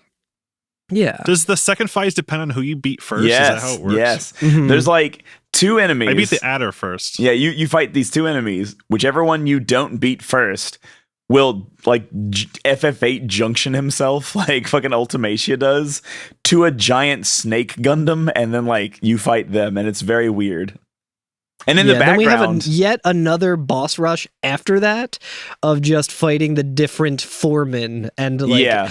going down the line and taking out everyone's literal boss of like the Yep, manager and then the We're director. working our way to the top. yeah. We're taking this to the top. Yeah, it's the clerk, the manager, then the director before meeting the factory chief. Yeah. Um, And as we kind of go through, there's an assembly line of like different the little enemies kind of coming through, and at first we see them fully colored, and then we see them unpainted, colored, but they're yeah. going through a painting mechanism, and they're all gray and stuff. And we have to fight the pounder enemy, and there's girl hammers and boy hammers in this. There's Poundette, I think. yeah, I love the little tiny hammers. They're so like they're Goombas, but they're just little hammer bros. Yeah, Not the hammer bros we like. At the all end the chiefs of, look like Shovel Knight as well. they do look like Shovel Knight. That's great. That's true. At the end of the assembly line, we see that everything being made in the factory is coming from one of these 3 pipes. And in front of the pipes, there is a like a smelter, I guess. Yeah. And a guy working the smelter, right? And we have to fight them as a boss. I think the smelter is called Yolk. Is that right? Yeah. I think you're right. Important thing. Gun Yolk. Gun Yolk. That's it. Important thing about Gun Yolk. Gun Yolk can be silenced by Peach, and so if you just cast mute on him, nothing happens in the battle. They just let you beat the shit out of him. Damn, that's nuts. Wow. It's awesome. So you just cast it and you're like, battle's mine now. It's cool. But yeah, then we jumped down that tube and we finally found Smithy. It's Santa Claus. Yeah. He's Santa Claus. He looks like a more evil Robot Santa than Robot Santa from Futurama. Like Robo Odin. He's got a crown. Robo-Odin. Yeah. He's got a last star on his chest. The last star is built into his chest. Very interesting. I like this weird fish, pucker fish, that's just spitting out like raw iron, like melted Yeah, iron which is onto his something you have to target in the fight, right? Yep. Right. And you can stop spawning like little enemies, I think, that way. And I do like that, much like most of the villains, or at least most of the Smithy gang in this game, he's like somewhat ambivalent to us being there at first, right? Just like, whatever, like I'm working on my shit, go away, it doesn't matter, and then he like realizes that you're Mario and he's like, oh, you're Mario, that's crazy, huh? How about that shit? Wow. And it's not until everybody's like, hey, we're gonna kick the living shit out of you, that he's like, oh my god, all right. And Bowser's like, get out of my house. Get out of my house. He's just like mildly bothered by us. He's like, you people and your needs and wants, fucked up. Yeah. So we take down his first phase and destroy him, and kind of just in his like factory floor, where he's like smelting these enemies and stuff. We should talk about the battle a little bit. Sure, yeah. Because the first phase of the battle is him, the weird pucker fish on the wall that we also have to fight. But as long as that wall head is active, it keeps spitting out material for him to smith new enemies to join the fight. And then you have to like target those enemies and get them out of the way, do some damage to him, and then he smelts another enemy, and it continues on like that. And he has some unique attacks that I think are very funny. Y'all know in Super Mario World, when you are in the first castle, like the very first castle of Super Mario World, there's the big wooden pistons that come down, and you have to like hide in little crevices and stuff. That's one of his attacks. It's just the big wooden piston comes down and crushes everybody and does a shitload of damage. He's also got a red rock candy thing. It's very interesting. He does an attack called Sword Rain that does a fuckload of damage. That's harsh. This is a rough one. But Pretty yeah, tough I'm sorry. boss. Then we can beat him. Yeah. Yeah, when we take him out, the kind of floor underneath us drops out, and then we fall to where the final phase of this fight is. I think the floor drops because when we beat him, he kind of like gets super angry and he keeps smacking the ground with his hammer. And I think all the enemies come in like, stop, it's not structurally sound. Yeah, they're like, Smith, you have to stop doing that. You're gonna break the factory if you keep it in the ground. We just built this yesterday. The foundation is not strong. It's very weak. Like, which is true. This all happened in one day. That is crazy. This whole thing happens in 24 hours. We can actually see the screws that are holding this in place like get loose, and like the floor drops out from that and they kind of float above. But yeah, we're now in the final screen of the game, which is fucking terrifying. It's a very Sephiroth fast fight. Yeah. The background is the scariest thing in the whole game. Yeah, it's got so a good. really so scary, good. like creepy pasta face. It looks like Jeff the Killer, or like Exactly. Fucking 5 Nights at Freddy's energy with all this. The CG era reminds me of 5 Nights at Freddy's, but it's a pit of just heads, right? It's so Smithy's. It's his head. It's his head, yeah. Which, without the beard. Like, well, that's the thing. So Smithy's beard and all that stuff is like an affectation, right? Because as we fight this last version of him, he constantly changes the look of his head. So his head can be multiple things. He can like beat it into any shape. But his like unaffected head, what it normally looks like, is just we're in this room full of them. And even the floor is just made out of them. We're just standing on like hundreds of Smithy heads. It's fucking crazy. And the coloring of it is like very red and ominous and almost looks like glowing and like molten. And it's just so fucking scary. It reminds me of the Pazuzu face from The Exorcist. I think I saw that. I'm like, oh my God. Yes. Dude. Yeah. It's like, Jesus. The coloration also reminds me of Doom a little. It's just very Yeah. red, orange, scary. Knee deep in the smithy. Mm-hmm. I don't know this for a fact or anything, but like when I see it, when I look at it, what it makes me think of is like, you know, when you're like what a kiln looks like when you look into it, you know, you have like the red embers, but then you have all that black around it too from like the ash and the actual material being burned. And I think maybe that's what we're supposed to be in because it's like a factory and he's a smith. Yeah. I think we're supposed to be That like makes sense. in the kiln right now. I think. The kiln of the first flame. So we could have just wrong warped to get here, but instead we played a Exactly. whole RPG. But fucking Smithy, yeah, his first transformation is into this weird skull head like the ones we see all over the floor. It's real Yeah. goofy looking. He can transform into a tank. His A Yeah, head's little he a just tank. turned tank. into a fucking tank. And the Or he's tank got has a little one-hit eyes. KO attack too. Little crown. and he's got a tiny little crown on top of there. Oh, all of his versions have little crowns. It's very cute. Mhm. He can turn into like a question mark block, which is very cute. Yeah. yeah. Also very scary because his eyes and his mouth are very scary. But he's got two targets always. He's got the body and the head as well. Yeah. Yeah. Oh, we can turn into like a mage. There's one that's like a mask, which looks like a weird coffin or like Iron Maiden. What is that supposed to be? Yeah, I was wondering that too. I could Who's not in tell there?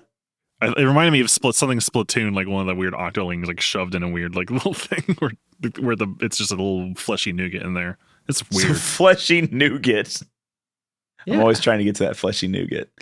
And there's Um, the magic head, which is looks like a mage or like a Yeah, a little wizard. magic Koopa or something.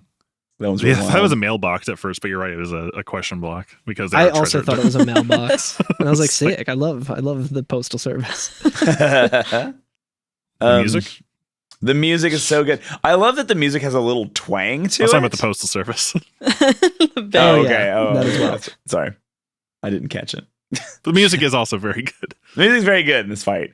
It's got and like there's a little twang to it that I like. There's a little like bow, bow, bow, bow, bow, bow, bow, bow. Like, it's very like surfy. It's good. And yeah, he has some fucking devastating attacks, especially as the wizard version. I felt like whenever he pulled out the wizard, I was just like, oh no. Is it start casting that sword rain or like the Yeah, you can spear do rain? Dark Star, which is Oh my a gosh. play on one of Malo's attacks, where it's the same sort of mechanic as like a super jump, where you can time hits to get continual attacks. Except it's instead of it being a cute power star that we know and love, it is like gray and has angry eyebrows. Yeah. which is an really attack that Kulix can also use. What else? Oh yeah, so the two targets you have, the body and the head. The head is like where that's Smithy. That's the enemy that you need to beat. But as you go, you can continually defeat the body, and it'll take a couple turns before it's able to revive and start attacking again. And you basically don't have to take some additional physical attacks. And I killed the body every time. I never attacked the head without first having attacked the body, because I was like, I really enjoy this game and I want this battle to last as long as it possibly can. So I'm just Yeah. going to drag it out as long as I can because I love this. But you can perfect dodge, or what is it, timed defense all of Yeah. the body's attacks and take nothing. So you don't even have to kill it ever, because you can just defend it every time. So Yeah, nice. But I wanted to, because I wanted this battle to keep going because it was fun. But yeah, after we defeat Smithy, he blows up in a lot of cool rainbow stars all over the screen. Says, "I don't believe it. I'm finished. I'm done for." And screams and says, "No." Oh, and one of the And coolest then- effects of the whole game, the 3 white lights that spiral out of his head or whatever. Uh-huh. So and cool. then we get the final power star. This one's yellow. All the other ones were different colors as well. And Gino just says, "Come on, Mario, send the last one up way high." And we get that fanfare again, and we finally have all 7 stars. We can now repair the Star Road and get everyone's wishes back in order. Snitches get wishes. And then Genius says his goodbye because he's like our little like. Yeah. It's kind of this weird like melancholy thing because we think he like died at first, but then we see his little soul kind of flying out of his basically Yeah. limp Pinocchio body. Yeah, he's just a little baby star. Yeah, he gets circled by all the other stars that we all the other star pieces, and they kind of float around him. And it's the last line in the whole game is the star road is back to normal and ... Mm-hmm. and then that's it. Yeah. The star road is complete and wishes can come true now, which is real sweet. I can't remember the order of the credits, so you'll have to. Well, we see is now like we go back to that screen where we're looking over Bowser's Keep, but with now our party looking over it all together, and we see the I guess Exor kind of turn into dust. Cool. Mm-hmm. Yeah, he's getting Mr. Stark. Thanos snapped. Exactly. Same thought. And the sky turns nice and clear, which I guess means it's just a nice blue sky when Bowser's normally there. Or the sun came up. I don't know. This did all happen in a day, after all. Yeah, it's true. And we see the last screen with all 7 stars, but there's like one giant star now that has like stitching and stuff on it, which is really cute. Oh, that's cute. And then each of the stars has like a little vignette. We see like that's right. Yeah, we get to see little scenes. We see like we first see the Nimbus like town and all welcoming Mallow back into the fray. I think he's crying, but in a good way this time. The green star glows, and we see Bowser and all his like minions basically renovating the castle. Yeah, fixing it back up. He's like yelling at them too. It's really cute. Oh, it was because there's a Shy Guy joyriding in his little like Koopa egg thing, just yelling at them out the window, like "Run that out!" And then we see Johnny Jones looking like wistfully over the ocean, just alone. I forgot like who the fuck is this guy? Because I did the same thing. We did too, I feel so bad. Like he's is such this a good guy from the character. sequel? I was like, who is this? Like from behind, you don't really recognize him. Did I miss this part of the game? And then Sarah's like, no, that's Jonathan Jones. I was like, fuck. Yeah, we get to see Yoster Island, and Krako's hanging out with everyone and racing Yoshi. It's really cute. I think Yoshi ends up beating him. It's a close race, but Yoshi takes it ahead and everyone's cheering and stuff. Yeah. Boshi and Croc are like buddying up. It's really cute. It's cute. When we go to Yoster Island at first, there's 3 eggs in a nest. And then when we go back later, if we want to, there's a little baby Yoshi, like the ones in Super Mario World that are like squat and little fat. And the I love baby the Yoshi's fat there. babies. It's so good. And that's when you can feed cookies pretty much indefinitely until it gets real big, right? Oh, yeah. Yeah, I forgot about that. Can you? You get to blow him up, making him all big and round. Yeah. That's where Fat Yoshi came from. We get to see Todovsky conducting his symphony that you could have gone through and helped him figure out, and Frog Fuchsius comes up during that as well. There's also a frog, the frog poet. Is that off to the side, like reading or something like that? Like he's like, or I forget, is he a poet or a writer or something like that? There's like another frog character who has a beret on that we've met in our travels. I forgot what his name was, but he's there in the watching. But then the last one that we see is in Marrymore at the wedding chapel. We see Dodo officiating a marriage. Dodo has glasses on. Yeah, between Valentina and Booster. So she cute. keeps inching closer to him, and he keeps scooting away from her. He's clearly very intimidated by her. It's very, very good. God, he's just like me for real. Yeah, he starts running away, and then and she chases after him, and all the Sniffets run after him. So it's a nice little inversion. It's cute. And then we, the center star, and we see thank you with just breaking the fourth wall and everyone. Yeah, the iconic, basically almost the end screen. Yeah. Then we thank get you screen with Peach waving, Mario looking around and throwing up the peace signs. There's Yoshi Or and victory, some toads I guess, there. right? It's very cute. and that leads us into the parade, right? Yeah, this is the cute little like scrolling parade credits. I thought it was really cute. We see It's Luigi very leading good. it. So good. I do like that they had Luigi leading the parade. That's a nice little touch. Because as we talked I like about, the his only part- place was in the manual. I like the part where there's little tadpoles and they grow little legs. They do. Oh, yeah. Very cute. Notably, the only main named enemy that does not appear is the Axum Rangers. Oh, wow. All the other Oh, villains wow. and bosses appear except for them. They must be dead, so. Yeah, we killed them. Rip. Their ship's fine, though. Smithy's riding their ship, actually. And he bonks the other bosses with his big We hammer. see Dinah and Might and some mole people crawling at just carrying a giant bomb. The bomb Yeah, king, yeah. I guess, saying. We get to see the cloud bus and Malo's family's riding it like a float, and there's a Lakitu holding Frog Fuchsius at the end there before the tadpoles grow their little legs. Yeah. Oh, Valentina's riding a weird like chariot that's being carried by Dodo. Yeah, she like punches him, doesn't it? Like he stops. He stops and takes a breath, and she like beats him, and he's like, "Oh." There's a very masochistic relationship between them.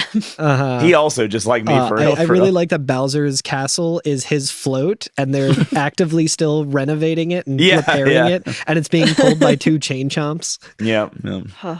It's very good. It's a very good scene. Booster's on his train, and I guess two Sniffets are chasing like a bug. They're chasing a beetle, and then he sees them do it, and he's like, "Oh, I want to do that," and he jumps off and goes and chases it with them.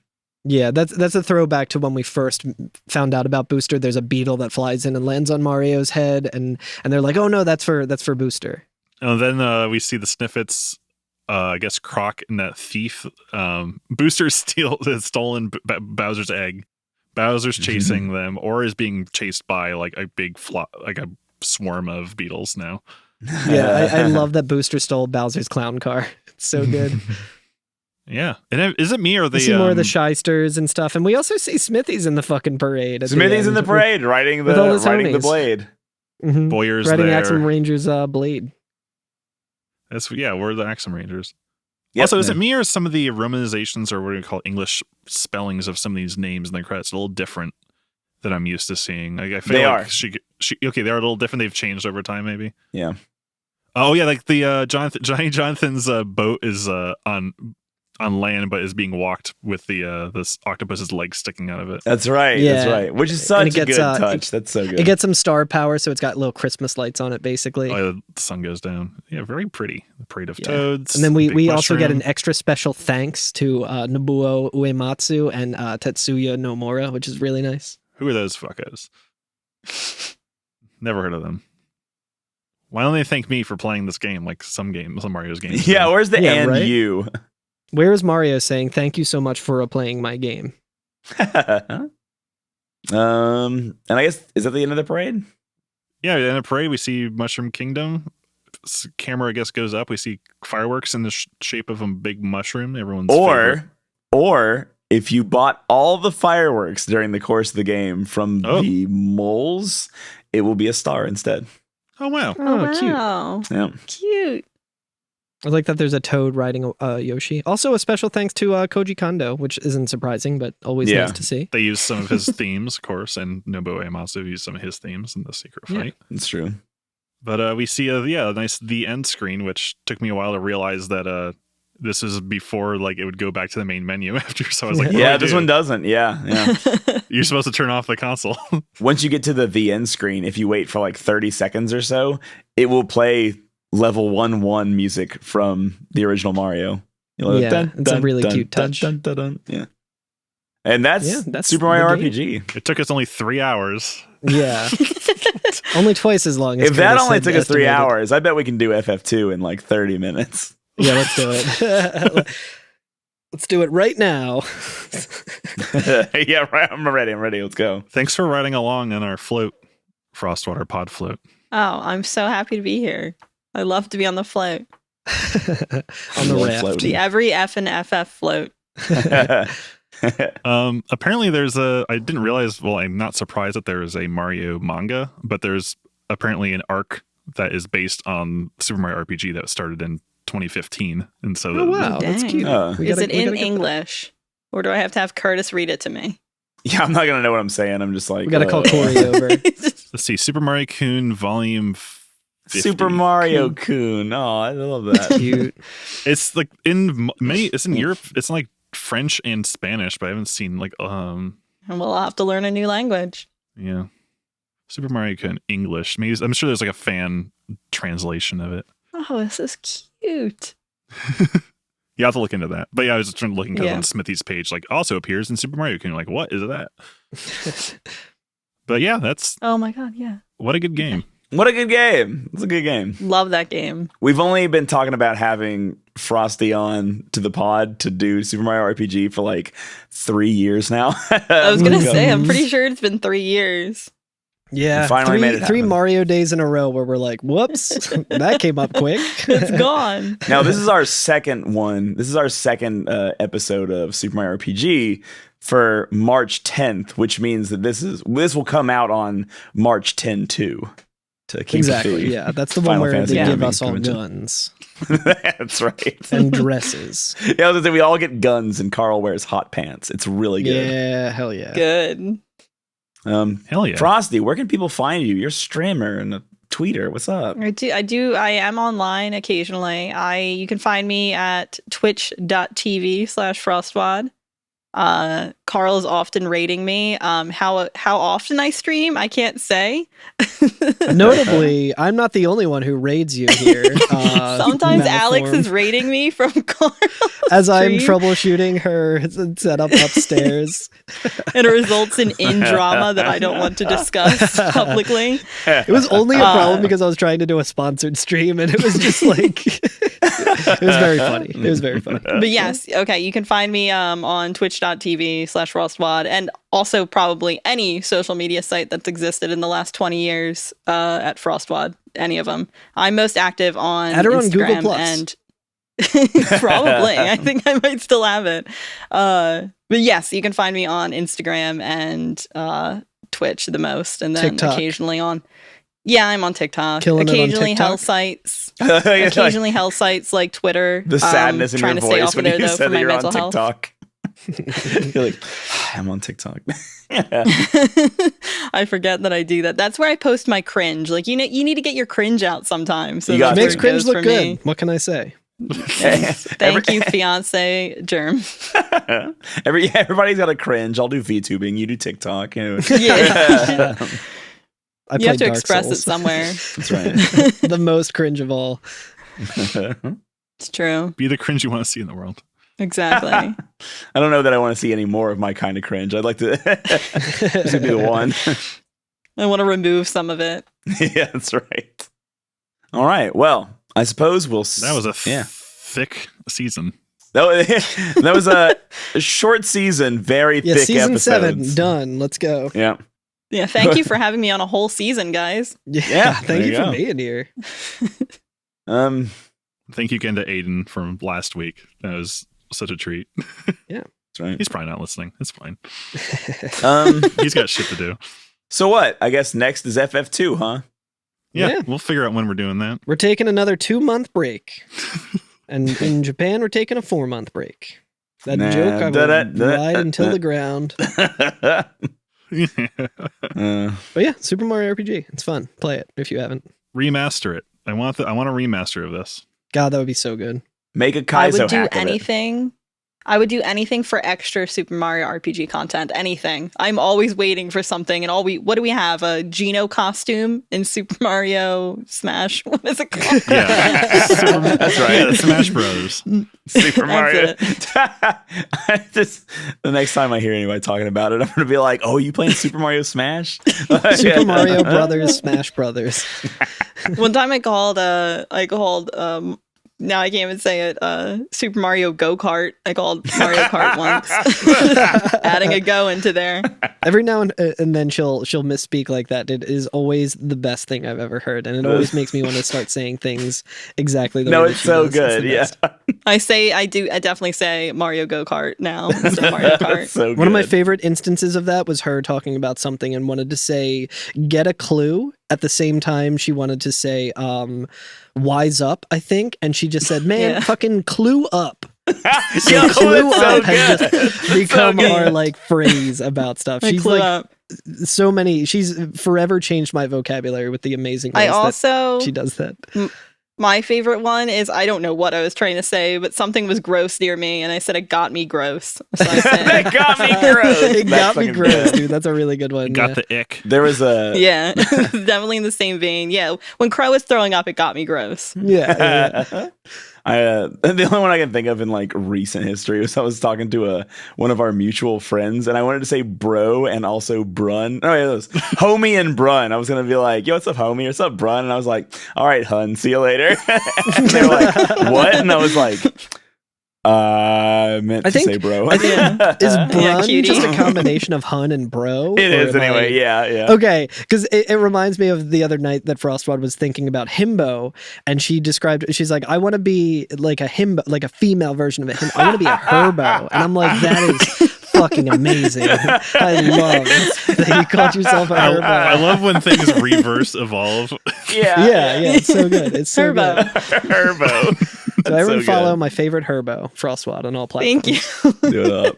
Someone we know is like, I think you're already a Herbo. Just reading, I said that. Yeah, shout outs to Kirby from Metroid Metal. That's awesome. I love Right. Herbo, the boss from this game. Herbo. All right, but yeah, that's it. Enjoy. That's a wrap. You gonna sign me off, Curse? I was thinking about signing you off, but I've been signing you off so often recently. I'm been- loving saying signing you off right now. It's really upsetting. I'm gonna log you out, know what? Alex, if you're not careful. Thank you, Yoko Shimomura, for the game music. Thank you to Ludapatas for the theme music. And I guess thank you to Bua Uematsu and Special Kenji thanks to Ito. No, Nobuo not Kenji Uematsu. Ito. Koji Kondo. Yeah. Got it in 3. Thank you, Hamtaro, for your cute little antics as a hamster. Ham Tarbo Hams. Ham ha, everyone. Next season, we're going to be doing Ham Heartbreak on Game Boy Advanced. Hell Oh, yeah. hell yeah. I'm gonna learn ham speak. You remember the theme song where they said all the names of the hamsters? Oh, yeah, Snoozer, Penelope, Panda, Ham, Howdy. Yeah, Oscar, Bijou, and Boss Let's Go. yeah. Yeah, no, I That shit remember. rules. All right, well, I never forgot. fucking make the outro music the damn star. The Hamtaro theme. We got to cover it. Give us a All right. review and rate us on iTunes and Spotify. You can call us at 530-MATERIA or text us. You can find us at EveryFNFF on Twitter, Instagram, YouTube, and hop on our Discord. And thank you again for listening to this long-ass episode. Yeah, thank you Hope- all so hope much. it's We'll be been back fun. soon with the classic Final Fantasy stuff, but who knows when that'll be. Maybe we'll come back and talk about this game more. Yeah, we'll just talk more about Super Mario. Next RPG. season, Super Mario and Luigi's Superstar Saga. Superstar Saga. That game's pretty good. It's part of the Saga series, right? yeah, that's right. Yeah, which came from Final Fantasy 2. It all comes together. Whatever. Okay, I'm tired of this guy. Goodbye. Bye. I'm hungry. Yeah, me too. Bye, guys.